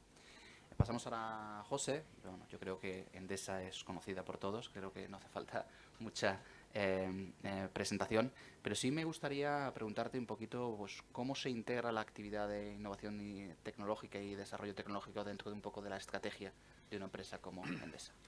A ver, yo creo que siguiendo los puntos en los que has hecho tu introducción, ¿no? Nuevos modelos de negocio, movilidad eléctrica, consumo energético, digitalización, yo creo que da una representación muy importante de lo que son los pilares estratégicos de Endesa, más ahora con los desgraciados acontecimientos que estamos viviendo, que están poniendo totalmente en el centro la importancia estratégica de la energía, el gas, la electricidad, la energía nuclear, ¿no? O sea, desgraciadamente, pues esto está ocurriendo y nosotros somos especialistas en energía, ¿no?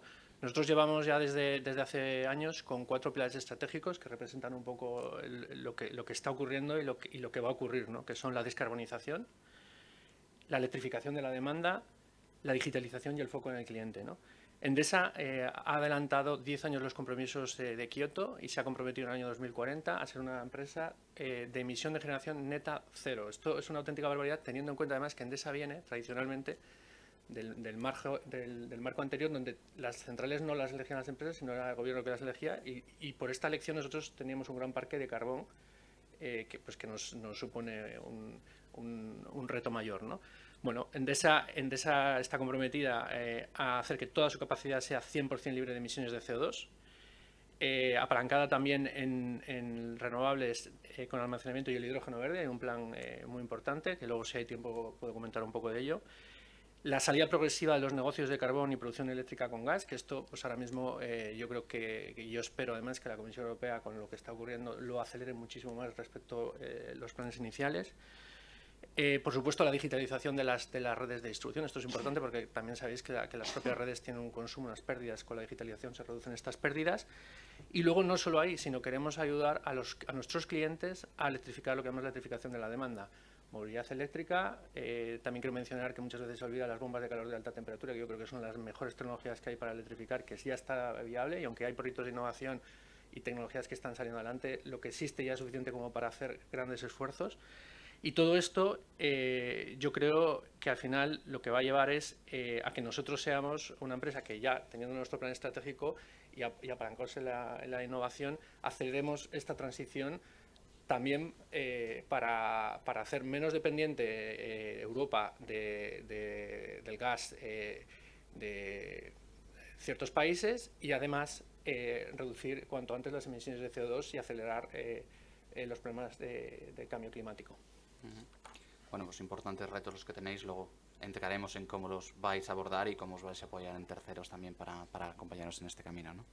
Pasamos ahora a Antonio y pues le pediría pues que nos presentase un poco el fondo que él representa. Evidentemente él tiene una amplia trayectoria en la inversión, pero bueno, querríamos conocer un poquito más el fondo y sobre todo cuáles son vuestra visión a corto y a medio plazo del mismo. Oye, pues muchas gracias. Lo primero, que soy del puerto de Santa María, no de Cádiz. Bueno, provincia de Cádiz. Provincia. Lo segundo, Fabián, que muchísimas gracias por invitarme. Además, estoy encantado, ¿no? Porque yo he venido muchas veces, he estado muchos años en la COE, en la Junta Directiva, y siempre que he venido aquí a Andalucía a dar conferencias, el problema del el emprendimiento es un problema. Porque si tú tienes una gran empresa y triunfas, eres un explotador. Y si creas una empresa y fracasa, eres un sinvergüenza. Con lo cual, al final, nadie hacía nada. Y yo creo que en este ambiente que tenemos aquí es lo contrario. Es decir, si tú creas una gran empresa, oye, no es una cosa loable, eres el héroe de la sala, y si fracasas, bueno, pues ya lo harás bien la próxima vez, ¿no? Y eso es una cosa que necesitamos cambiar en Andalucía. Con lo cual, muchas gracias por invitarme. Muchas gracias a BDO, que son mi despacho de abogado. Esta vez contando el tema de los problemas. Acabamos de vender una empresa gracias a BDO, en parte, y la empresa se vendió como hace un mes, y lo primero que pasó fue la guerra. Lo segundo que pasó fue que se rompió la máquina, que la máquina pesa 2 toneladas y pico, y hubo que mandarla a Francia. Lo tercero que pasó fue que hubo huelga y estuvimos a punto de no poder traer la máquina de vuelta. Y lo cuarto fue que la materia prima dobló el precio, y eso es una empresa que tiene unos consumos altísimos, con lo cual, bueno, pues a pesar de todo eso, firmamos ayer. En parte gracias a BDO, concretamente a Miguel Pelayo y a Victoria, que me estaba... O sea, que oye, muchísimas gracias por la parte esta. El fondo. Nosotros somos uno de los 3 fondos participados por la Junta de Andalucía. La Junta pone una parte y nosotros vamos a levantar, pone 8 millones, y nosotros pretendemos levantar hasta 20 millones de euros en el fondo. Ahora mismo tenemos unos 12 por ahí, ¿vale? Cuando monté el fondo buscamos 2 cosas. Es un fondo tecnológico, entonces yo busqué, por un lado, Deep Knowledge, que lo encontré en Vicente Quesada, que ahora os cuento quién es, y por otro lado Deep Pocket, que es Auriga Capital. Entonces Deep Knowledge es, dentro de la gente que hay allí en Harvard, Vicente Quesada ha estado invirtiendo en Estados Unidos durante muchos años más de 1.000 millones de euros en startups, ¿vale? Pues yo conseguí convencerlo para que entrase conmigo de General Partner en el fondo. Tenía un fondo en Estados Unidos que se llama Rocker, con Salim Ismail, que es el de la Singularity University, le fue muy bien.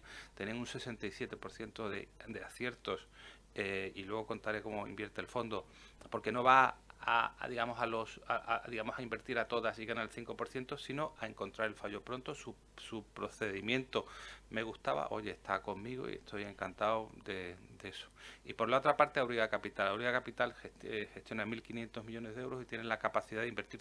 Este fondo es muy chiquitito, pero con ellos podemos invertir hasta 50 millones de euros por inversión, con lo cual nos permite hacer seguimiento, ¿no? Lo tercero que me parece muy importante en el fondo son los partícipes. Hemos buscado partícipes que ponen ficha pequeña, pero que son muy importantes. Entonces, por poner 2 encima de la mesa que coinvierten con nosotros o que nosotros utilizamos para validar los modelos de negocio, tenemos a Wallbox, que es una empresa de la que yo soy socio desde el principio, y mi socio que también sigue allí de consejero, casi delegado, y que de hecho el primer contrato importante que tuvo fue con Endesa, que había una pelea que es que si ponía Wallbox o ponía Endesa. Pero ojo, no solo el primer cliente, si nosotros les ayudamos mucho para promocionarles y para ayudarles a desarrollar la tecnología. Nosotros entramos antes de eso. Entonces Enrique estaba sin novia, sin dinero, y no podía, y bueno, total, que Endesa fue el primer cliente, digamos, importante. O sea que ahí nos ayuda. Y la segunda, y entonces muchos de los partícipes de Wallbox están con el fondo y coinvierten con nosotros en las cosas. Otra de las empresas que también está muy de moda es Fifortec, que acaba de entrar ahora mismo con nosotros de consejero, entre comillas, ya veremos si delegado, Abril Martorell, que fue presidente de Indra, presidente del país y presidente de Telefónica. Es una empresa que hace el PERTE de la batería del coche eléctrico de Extremadura con el litio y con el grafeno, ¿vale? O sea, 2 ejemplos de 2 compañeros de viaje que tenemos, que al final son los que nos van a validar los modelos de negocio, que son los clientes, son las empresas. No necesitan 1 millón de euros de inversión, sino un cliente de 1 millón de euros. Ese es el resumen del fondo. Muchas gracias, Antonio. Bueno, ahora vamos a pasar a una de las claves que comentaba yo antes, un poco la financiación, la inversión, esos fondos públicos, y primero pues preguntarle un poco a Adolfo. ¿Cuál es vuestro roadmap desde un punto de vista de financiación, de inversión? los amigos de Sportradar, Optima antes, ¿pretendéis hacerlo con lo opuesto o habéis buscado apoyos, financiación? ¿Cómo lo habéis hecho y cómo lo veis? Bueno, pues supongo que aquí viene la parte de agradecimiento a CTA, que tuvimos la suerte de... Empezamos intentando buscar el instrumento NISA para financiarnos, para tener un colchoncito, y conocimos a Mario y a Silvia, que nos han ayudado un montón. Y me gustaría meter un poquito aquí y decidir que nosotros somos una empresa tecnológica. En realidad nosotros ni siquiera estamos interesados, bueno, a ver, lo que quiero decir es que como técnicos normalmente estamos más desviados hacia la tecnología que hacia el entorno de emprendimiento, hacia el ecosistema. Y realmente aquí hay un ecosistema. Está la financiación, las empresas grandes, los emprendedores, bueno, empresas como BDO, nos presentaron hasta Jesús Capitán, nuestro abogado, en fin, hacen que la energía del ecosistema se incremente, no sé, porque hacen relaciones en las que ganan las dos partes. Y gracias a ellos conseguimos en ISA, que aunque es una fuente de financiación un poquito cara, realmente nos dio un colchoncito, una tranquilidad a la hora de poder contratar a más gente. Después Neotec, este año nos da Neotec para nuestra financiación. Entonces ahora mismo tenemos recursos suficientes y pretendemos a partir de en algún momento en 2023 pues a lo mejor comenzar una ronda de tipo Series A para comercializar el motor multimodal, para permitirnos mantenerlo en estado del arte, para dar servicio a la comunidad de desarrolladores, para implementar las primeras aplicaciones de nuestro motor multimodal, y para colaborar con grandes empresas en proyectos de estos, empresas grandes que necesiten desarrollos grandes. Bueno, un ejemplo, ¿no?, de que no solo es necesario una inversión en una financiación, sino que hay que buscarla en el momento adecuado, también hacer crecer el negocio y llegar pues en el momento más beneficioso, ¿no?, para todas las partes. José, todo este tema de los Next Generation, sabes que se habla mucho, todo el mundo cree que esto ya es para las grandes empresas, pero realmente hay que colaborar mucho con pymes. ¿Cómo colaboráis vosotros con pymes, con startups y cómo un poco también las acompañáis en estos procesos, ¿no?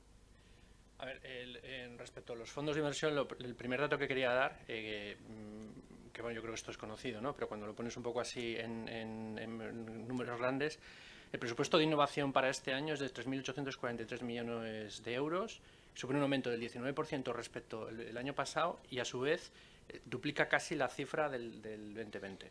O sea, aquí hay una inyección brutal que además se están distribuyendo muy bien en las distintas verticales que considera la Comisión Europea, con un plan estratégico muy claro de hacia dónde tiene que ir este dinero. Entonces, toda esta inyección de dinero al final entra en el ecosistema. Obviamente los programas yo creo que además están muy bien estratificados porque hay programas que van un poco a grandes corporaciones porque son, digamos, por ejemplo, el tema del hidrógeno, ¿no? El tema del hidrógeno es un negocio de grandes empresas. Nosotros hemos presentado un plan de 2.900 millones de euros para el desarrollo del hidrógeno, pero también hay planes para como muy bien sabéis, para estratificar distintos tamaños de empresas, ¿no? Desde las empresas muy tecnológicas y muy incipientes hasta ya empresas que lo que buscan es una colaboración en un consorcio. Nosotros les podemos ayudar y, por supuesto, podrían hacerlo, pero buscan nuestra ayuda, ¿no? Entonces, aquí es donde encaja un poco el modelo de innovación abierta, ¿no? Nosotros al final tenemos un proceso muy estratificado. He tomado aquí unas notas que decían antes Irene y José sobre los procesos y el plan anual. Dices, no, yo estoy mirando el plan anual, nosotros ni te cuento los procesos que tenemos. Entonces, por ejemplo, buscamos la agilidad de startups que desarrollan productos muy rápidos. Que trabajamos con centros tecnológicos, trabajamos con grandes empresas. Por ejemplo, tenemos un proyecto muy chulo gracias al CTA que hemos desarrollado con Ayesa y con Icertis. Ayesa es una empresa totalmente conocida aquí. Al final realmente en este modelo de innovación ambiental, por lo que me estás preguntando, realmente más que buscar una colaboración concreta, lo que se van buscando es aquellas cosas que se van a hacer mejor con gente de fuera que internamente. Y entonces estas oportunidades de negocio se meten en un proceso, que luego, si hay tiempo, también explico un poco todo el proceso, en el que nosotros identificamos todas estas oportunidades, se ven cuáles tienen sentido meter en proyectos financiados, cuáles tienen sentido financiar con nuestras capacidades internas, cuáles incluso tienen sentido que las hagamos nosotros directamente, porque evidentemente hay ciertas cosas core pues, que no se externalizan, y hay mucho talento también dentro de la empresa, porque en innovación abierta hay veces que se olvida del talento interno. O sea, dentro de las empresas, de todas las empresas, hay mucho talento, ¿no? Entonces, con este proceso totalmente estructurado y totalmente faseado, lo que se van haciendo es incorporando en el funnel de innovación, desde unos números brutales de scouting que hacemos, al final los proyectos que finalmente se escalan y se ponen en producción. Y me gusta mucho el ejemplo que has puesto de Wallbox, porque es un ejemplo claro. Pues es una startup que está totalmente alineada con los planes estratégicos. Movilidad eléctrica, claro, la movilidad eléctrica ahora la gente lo ve como algo normal, están los patinetes, están... Cuando yo me compré mi coche eléctrico, es que no había cargadores, era una aventura. Cada vez que cogías el coche era la aventura de a ver qué hago con el coche, a ver si voy a llegar. O sea, y no os podéis imaginar lo que es cogerse, haces un viaje de 400 kilómetros pensando cada 5 minutos no sé si va a llegar. Pues ahora esto no es algo que tú tienes una app, le das y vas viendo que tienes en el camino 200 cargadores y te paras donde quieras. Todo esto viene de un origen donde nosotros tuvimos esta visión de que había que potenciar la movilidad eléctrica. Empezamos a apoyar a startups, algunas de ellas las compramos y las metimos en nuestro negocio, algunas de otras las ayudamos, las apoyamos, porque aquí efectivamente hay un efecto red muy claro. Han tenido su curso y es un caso de éxito brutal, y yo estoy muy orgulloso, porque al final va en el plan estratégico de descarbonización, ¿no? Y evidentemente no puedes acaparar absolutamente todo. Los recursos humanos son limitados, los recursos financieros son limitados, y entonces pues al final vas tirando tus tiros sobre las cosas que piensas que te van a aportar mayor valor. Muy bien. Y Antonio, bueno, ya has comentado que vuestro fondo en cierta manera es público y privado, o sea que ya tiene esa componente de financiación pública, pero contanos un poquito más cuáles son vuestros criterios de inversión. Y luego también te lanzo una pregunta adicional, aprovechando que tenemos aquí a Adolfo, que es un caso, como él ha comentado, y puede que el resto de nos acompañan anteriormente. ¿Cómo veis vosotros eso de que una startup en la que podéis llegar a invertir ya cuente con financiación de carácter público, ¿no? Vale, bien, pues tres cosas. Criterios del fondo sí. y esa... Tres cosas. La primera, Wallbox es la segunda empresa que presentamos allí. La primera la presentamos era de motos y se llamaba ABAC, pero no te acuerdas de ella. Hicimos la presentación allí en el sitio que tenéis en Madrid con todos los cargadores y tal. No te acuerdas de ella porque no salió bien, o sea que por eso no te acuerdas. Pero sí, la verdad es que siempre nos habéis apoyado muchísimo, ¿vale? Los criterios de inversión del fondo. A ver, yo lo digo rápido, como tampoco sé mucho que sabéis, pues os voy a contar. Primero las de la ley, es decir, cómo se invierten los fondos. Nosotros montamos el Business Angel de Harvard en España, ¿no? Entonces, cuando invertimos en una empresa, se ven 4 cosas. Yo lo llamo PACO, para acordarme, ¿no? Pero es personas, el acuerdo, el contexto, que es muy importante, y la oportunidad. Esas son las 4 cosas que vemos tal. El contexto es brutal. No es lo mismo trabajar en una cosa, en un concesionario de coches que no va a crecer, que algo con el viento a favor y con mercados crecientes. Tenemos que invertir siempre en ese tipo de cosas. Lo más importante son las personas. Es decir, el empresario, el empresario no tiene que ser muy bueno, sino extraordinario. Tiene que tener conocimiento, tiene que tener conciencia, tiene que tener corazón, ¿vale? Tiene que ser un tío excepcional. La oportunidad no es una idea, sino que es una estrategia única, son unos medios y son unos fines, una creación de valor, ¿vale? O sea, y la cuarta es el acuerdo que está, es lo de BDO. El acuerdo tiene que ser un acuerdo justo para crecer, que todos crezcamos el pastel. Ya a esta hora cuento el chiste de la orgía, que me dice, oye, te invito a una orgía. Y dice, joder, qué ilusión, nunca me han invitado a ninguna orgía. ¿Cuántos somos? Con tu novia 3. Entonces hay veces que tú vas a la empresa y parece que es que tú vas a ponerlo todo, ¿no? Te invito a café, pero con la cartera de otro, ¿no? Eso es lo normal. Y luego, nuestro fondo, como hemos dicho, tiene un método distinto, que es lo que nosotros estamos intentando traer. Entonces, en 3 ideas. Nosotros vamos siempre business to business o B2B2C. ¿Por qué? Porque es una compra mucho más racional. Y como hemos hablado que tenemos socios bastante fuertes, nuestros socios, nosotros vamos a poder acortar el ciclo de venta, y que en vez de ser un año, pues a lo mejor, conociendo a la gente que conocemos, pues son 2 semanas y en 2 semanas pues podemos saber si la empresa va a trabajar con ese socio o no. O sea, primero B2B, segundo el momento donde nos metemos, que es bastante importante. Antes, donde más creación se hacía en un momento innovador es en la salida a cotizar, la IPO que le llaman, ¿no? Es el mayor momento de creación de valor de una empresa. Una empresa fuera valía 4 veces EBITDA, una dentro 30, 40 veces EBITDA. Bueno, tú ves ahora mismo las eléctricas estas nuevas que ha salido y es un disparate lo que valen. ¿Por qué? Porque tienen mucha liquidez cuando estás dentro y luego por otros motivos. Pero en principio valen más porque son líquidas, puedes vender las acciones, y una empresa que no ha salido no es líquida. Bien.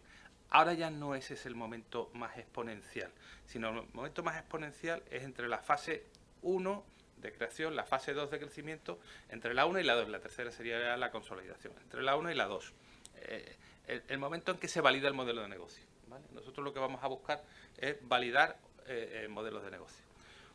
Para nosotros un modelo de negocio está validado cuando factura 300.000 euros la empresa, si no, no es suficiente, no está validado, ¿vale? Entonces, podemos invertir, y ese es el momento dulce para nosotros, podemos invertir en empresas que no tengan modelos de negocio validados, los tenemos que validar nosotros. Pero entonces tiene que ser una oportunidad disruptiva, y cuando estamos hablando de disruptivo es por 10, y una cosa que la gente no el 10% mejor, sino por 10, y una cosa que la gente no se da cuenta, que tiene que ser una oportunidad urgente, si no, falla. Pongo 2 ejemplos. Uno, una empresa que lo que hacía era análisis de telómero, iba a revolucionar, estuvo 10 años, se llama Lifeline. 10 años haciendo aquello, no funcionaba. Me llamó hace 3 años, oye, que la máquina que utilizamos nosotros para hacer para los análisis, que es una máquina de ARN, resulta que hace los análisis de PCR y es capaz de hacer 70.000 pruebas. Ahora tiene en caja 12 millones de euros después de haber perdido, digamos, durante 10 años, ¿no? La oportunidad tiene que ser urgente. Tema de las placas. Yo era el presidente de los concesionarios de Faconauto, entonces teníamos un acuerdo con Endesa para poner placas en techo de los concesionarios. No era una cosa buena, pero no era urgente. ¿Quién hizo las placas? Nadie. ¿Quién está haciendo las placas ahora en los techos de los concesionarios y de todas las naves? Todo el que puede. ¿Por qué? Porque es una oportunidad urgente.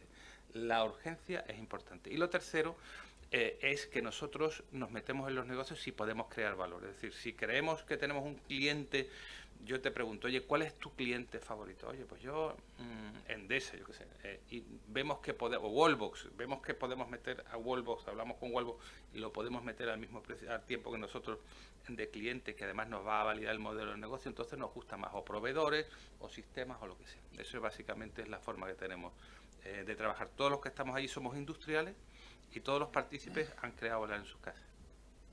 Muchas gracias, Antonio. Bueno, hablamos antes de la innovación abierta y aunque empezamos a ir un poco mal de tiempo, no querría... La segunda, 30 segundos. Adelante. Que es muy importante. El tema de las ayudas y de las subvenciones.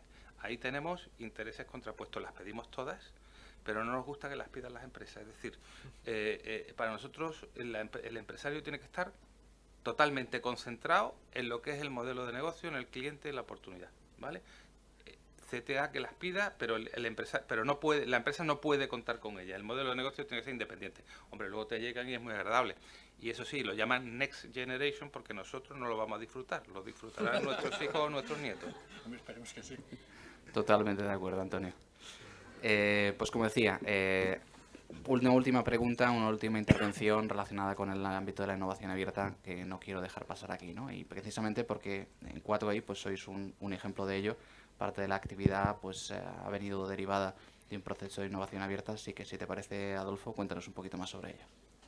Bueno, en el principio participamos en un reto que organizó el ayuntamiento con un consorcio de empresas, IBM, Cisco y Airbus, y bueno, ganamos el reto, entonces empezamos a trabajar para Airbus y hemos desarrollado una interfaz de voz que utilizan los operarios de la cadena de montaje. Y bueno, también la verdad que tenemos bastante, para ser una empresa, una startup, estamos investigando bastante, porque también trabajamos con Honda, pero con el Honda Research Institute, que es la parte de Honda que es especializada en investigación y que tiene un robot social que se llama Haru. Y participamos bajo el auspicio de una iniciativa de UNICEF para ver cómo interactúa la inteligencia artificial con los niños. De ahí nosotros vamos a sacar también digamos, componentes, aunque bueno, todo esto es de código abierto, pero vamos a sacar componentes que vamos a utilizar en nuestros asistentes de robótica social. Tenemos pensado además hacerlo aquí, bueno, está ya en marcha, hacerlo en Sevilla con una asociación de niños de cáncer y esto, pues vamos a intentar ver si hay beneficios para ellos y cómo se interactúa con ellos. Y también trabajamos con, bueno, esto no es tanto iniciativa, no es tanto investigación, pero con Anastasia Beverly Hills, que es la segunda empresa de cosméticos en Estados Unidos. Y bueno. Que ese tipo de colaboración con grandes clientes, lógicamente, os abre oportunidades, aparte de la relevancia de tener a un cliente como esos en tu portfolio, ¿no? José, antes comentabas también, ya hablabas tú un poco de la innovación abierta y un poco cómo funciona, y hablabas de algunos ejemplos o modelos que estabais siguiendo para la innovación abierta. Cuéntanos un poquito más. A ver, primero voy a poner un ejemplo con el ejemplo que he puesto hoy porque me gusta mucho, ¿no? Cuando se planteó ese proyecto, el tema de las motos, claro, vamos a ponernos en contexto, porque claro, siempre ha pasado, todo el mundo es muy listo. Estamos hablando hace 7 años y nos vinieron con los patinetes, con las motos y con el intercambio de baterías. Y todo el mundo, bueno, acababa, creo que más o menos, si fue por esa época más o menos, que acababa de quebrar la empresa Rally, que montó un show con las baterías de los Renault, brutal. O sea, vamos a poner un poco en contexto. Entonces, negocio no lo veía, ¿no? Aquí hay un problema un poco entre el cortoplacismo y los equipos de innovación. Y yo reconozco que yo tampoco lo veía. Digo, pero ¿quién se va a montar en un patinete? Sí, yo recuerdo que la primera moda que hubo de los patinetes, la gente iba con los patinetes y de repente desaparecen los patinetes. En Madrid se veía gente en el aeropuerto con patinetes y de repente desaparecen los patinetes. Entonces lo que se planteó es decir, mira, como negocio no lo ve esto en una visión cortoplacista, es decir, no vemos que esto a día de hoy haya un negocio. Lo que se planteó es, en un proyecto Smart Cities and Communities de H2020, y montamos 2 consorcios, uno con Sevilla y uno con Málaga, y entonces ahí se montó una demo a nivel ciudad espectacular y se presentó a la Comisión Europea para validar el modelo y realmente ver, porque en estos proyectos muchas veces no acaban en un fin comercial, pero sí que se sacan muchos aprendizajes. Por ejemplo, otro ejemplo que tengo ahora, el de Them2All, que se hizo en Málaga. Esto ha sido un ejemplo de éxito brutal.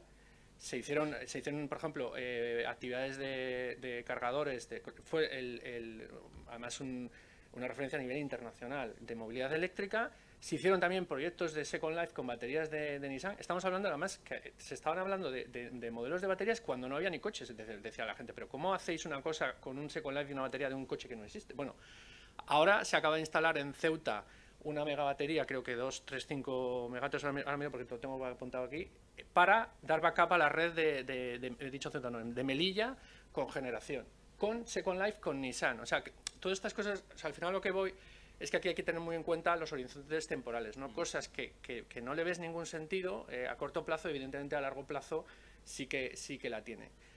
Para eso muchas veces están los proyectos a largo plazo. ¿Qué problemas tienen estos proyectos a largo plazo? Que claro que cuando necesitas algo muy urgente, necesitas algo que sí que estás viendo, claro, te meten en una burocracia y lo que comentas tú y una dispersión de la persona de negocio, que yo sí que estoy muy de acuerdo que entonces hay que tener cuidado, sobre todo para las empresas más pequeñas, porque puede dispersar mucho el foco de negocio. Pero nosotros las grandes empresas sí que le vemos utilidad, en ciertos casos, no siempre, el embarcarnos en estos proyectos, porque en el fondo lo que estamos haciendo es testeando modelos. En el caso que comentabas tú de las motos, desgraciadamente pues la Comisión no aprobó ese proyecto, con lo cual no pudimos hacer esto y luego pues cambiaron un poco las prioridades de negocio. No sé si he contestado tu pregunta, si no... Bueno, me habéis preguntado ejemplos, ¿no? Sí, no. Bueno, ejemplos. Voy a poner ejemplos. De colaboración de innovación abierta. Vale, que ejemplos. Ejemplos relevantes. Ya he comentado Them2All, el proyecto Zeus, que es un proyecto de autobuses eléctricos que se hizo en Barcelona, fue un proyecto espectacular. Y ha desembocado en que hay una línea ahora con autobuses eléctricos funcionando en Barcelona, con pantógrafo. Eso ha dado lugar... como sabéis ya, estoy contando proyectos un poco viejos porque yo creo que es más interesante porque veáis lo que se ve ahora, ¿no? De dónde viene, ¿no? Ya se están electrificando líneas de autobuses. El proyecto Confía, que es un proyecto que hemos hecho gracias a CTA. El proyecto Confía es una red blockchain para la gestión de la pobreza energética. Lo hemos conseguido probar el año pasado con 9 ayuntamientos de Andalucía, además es un proyecto tremendamente andaluz. Tuvimos la ayuda de ICERTIS. Lo hemos presentado a 45 ayuntamientos y, de hecho, la semana que viene en Tecnosocial en Málaga hago una presentación específica del proyecto y la verdad que estamos ya negociando con el Ayuntamiento de Málaga para arrancarlo ya una vez. Aquí lo que pasa es que nos pilló el COVID por medio y la verdad que sufrimos mucho en este proyecto porque, claro, las administraciones públicas realmente lo han pasado mal y los servicios sociales ni os cuento la que tienen encima. Entonces, un apoyo absoluto del Ayuntamiento de Málaga, que ha sido brutal. Gracias al CTA pudimos financiarlo, porque aquí, claro, se habla mucho de blockchain, dice, pero ¿cuántos casos realmente están en producción en blockchain? Bueno, pues esto es un caso real, con un problema real que ha funcionado y que se ha hecho, además se ha escalado y se han hecho pruebas de carga y nos gustaría extenderlo a nivel nacional. No sabemos tampoco a dónde vamos a llegar, pero como digo, estamos negociando ahora con el Ayuntamiento de Málaga para arrancarlo ya. Luego pequeños proyectos más de innovación abierta que no son, digamos, con tanto consorcio, pero que se hacen. Por ejemplo, ahora estamos haciendo uno que está en marcha de inteligencia artificial con un retos de colaboración del Ministerio para estudiar el comportamiento, gracias a Machine Learning, de telemidiendo viviendas, intentar inferir el consumo para aumentar la eficiencia energética de otro tipo de viviendas. El que comentaba de bombas de calor de alta temperatura, esto es un proyecto que hicimos además con una startup israelí. Hicimos un piloto en un hotel, en un hotel de 250 habitaciones, o sea, un piloto que imagínate, yo recuerdo cuando arrancamos, porque además yo era el responsable del proyecto, arrancamos, saltó el grupo electrógeno, llamando los de mantenimiento del hotel. Claro, estos son proyectos reales. Gracias precisamente a tener el backup de Endesa, pues arreglamos el problema inmediatamente. Se instaló, eran 5 bombas de calor de temperatura, fue un éxito y eso desembocó en un modelo de negocio para extender el uso de bombas de calor de alta temperatura al sector hotelero, ¿no? Y esto reduce muchísimo, podéis buscarlo, reduce muchísimo el consumo de gas, son súper eficientes y estos son los casos de éxito que hemos tenido. Y luego pequeños proyectos de lo que es la parte que contaba antes de los pilares del cliente, ¿no? Estamos trabajando ahora con biometría vocal en Consentes, tema de Sentiment Analytics, o sea, hay un montón de startups que están haciendo, o sea, la inteligencia artificial se está explotando y hay un montón de casos de uso que evidentemente nosotros podríamos hacer, pero es que no tiene ningún sentido, o sea, hay cosas que los equipos de Data Analytics sí que hacen, obviamente, y hay otras cosas que no tienen sentido meterte a desarrollar cosas que además le va a hacer una startup mucho mejor, ¿no? Pues ahí tenemos muchos pilotos, muchos proyectos, todos estos están siendo financiados internamente para acelerar un poco el desarrollo tecnológico. Yo creo que con estos casos... Muy bien, nos queda claro la amplia actividad que tenéis en esa actividad colaborativa, ¿no? Última pregunta de la mesa. Antonio, has hablado un poco de la relación que tenéis con empresas y grandes empresas y me gustaría preguntarte si incluso esa relación llega a la cofinanciación o a la financiación conjunta con o de la mano de grandes empresas. Yo estoy dando clase ahora en Loyola, en la Universidad de los Jesuitas. A los profesores les gustan las palabras, ¿no? Entonces, y ya si te inventas una palabra es lo máximo, ¿no? Entonces, no sé si conocéis una palabra que es la competición, ¿no? Pero hay un libro famoso que es Competition, que bueno, entonces digamos las empresas que triunfan no es como antes. Yo qué sé, antes estaba Hearst y Pulitzer y para que ganase uno el otro tenía que morir y si no moría pues eran luchas donde uno vivía y uno moría. Ahora está todo tan interrelacionado que no es así. O sea, a los empresarios a los que mejor les va no es a los empresarios que machacan a la competencia, sino que compiten, o sea, cooperan en algunas cosas y compiten en otros mercados, ¿no? O sea, y eso es una de las cosas que nosotros intentamos. Entonces, pues por un tema de seriedad o de compromiso y tal, nuestros partícipes son grandes empresarios. Muchas veces lo hacen ellos personalmente, gente que han creado valor y que ha puesto un poco de dinero en el fondo para tener esa vinculación. Y luego cuando vamos viendo las empresas, por ejemplo, temas de inteligencia artificial, hay una que está saliendo a cotizar en Euronext. Bueno, pues el que está sacando la empresa a cotizar pues es partícipe del fondo y con él pues le vamos llevando todas las empresas de inteligencia artificial. Pues y sí, efectivamente, o sea, invertimos nosotros y normalmente invierten los partícipes, ¿vale? Eso es una parte y luego otra parte es por ejemplo, un tema de agrotecnología. Hay dos empresas que son las dos mayores de España, una la mayor de Andalucía y otra de Naranjas, la mayor de España, que están con nosotros de partícipes. Cuando vamos con el tema digamos, Agrotec, pues estos dos se comprometen a utilizarlo. O sea, son los clientes que nos validan los modelos de negocio, que no hay otra forma de hacerlo. Si a mí Endesa me dice, oye, esto funciona, los cargadores funcionan, pues yo me lo creo. Si Endesa a los 3 meses me dice, oye, esto se puede arreglar de esta forma, lo arreglo. Pero si me dice esto es un tal, pues por la misma política que tenemos nosotros del fondo, de detectar pronto el fallo, salimos inmediatamente de la operación. Ese es el... Muy bien. Muchas gracias, Antonio. Muchas gracias, José. Muchas gracias, Adolfo. Obviamente, como os podéis imaginar, podemos estar aquí toda la mañana, toda la tarde, la semana que nos queda. Pero bueno, los que estamos aquí tendremos la oportunidad de disfrutar de ellos durante el cóctel. Así que muchas gracias por la mesa redonda y, Vanessa, te devuelvo la palabra.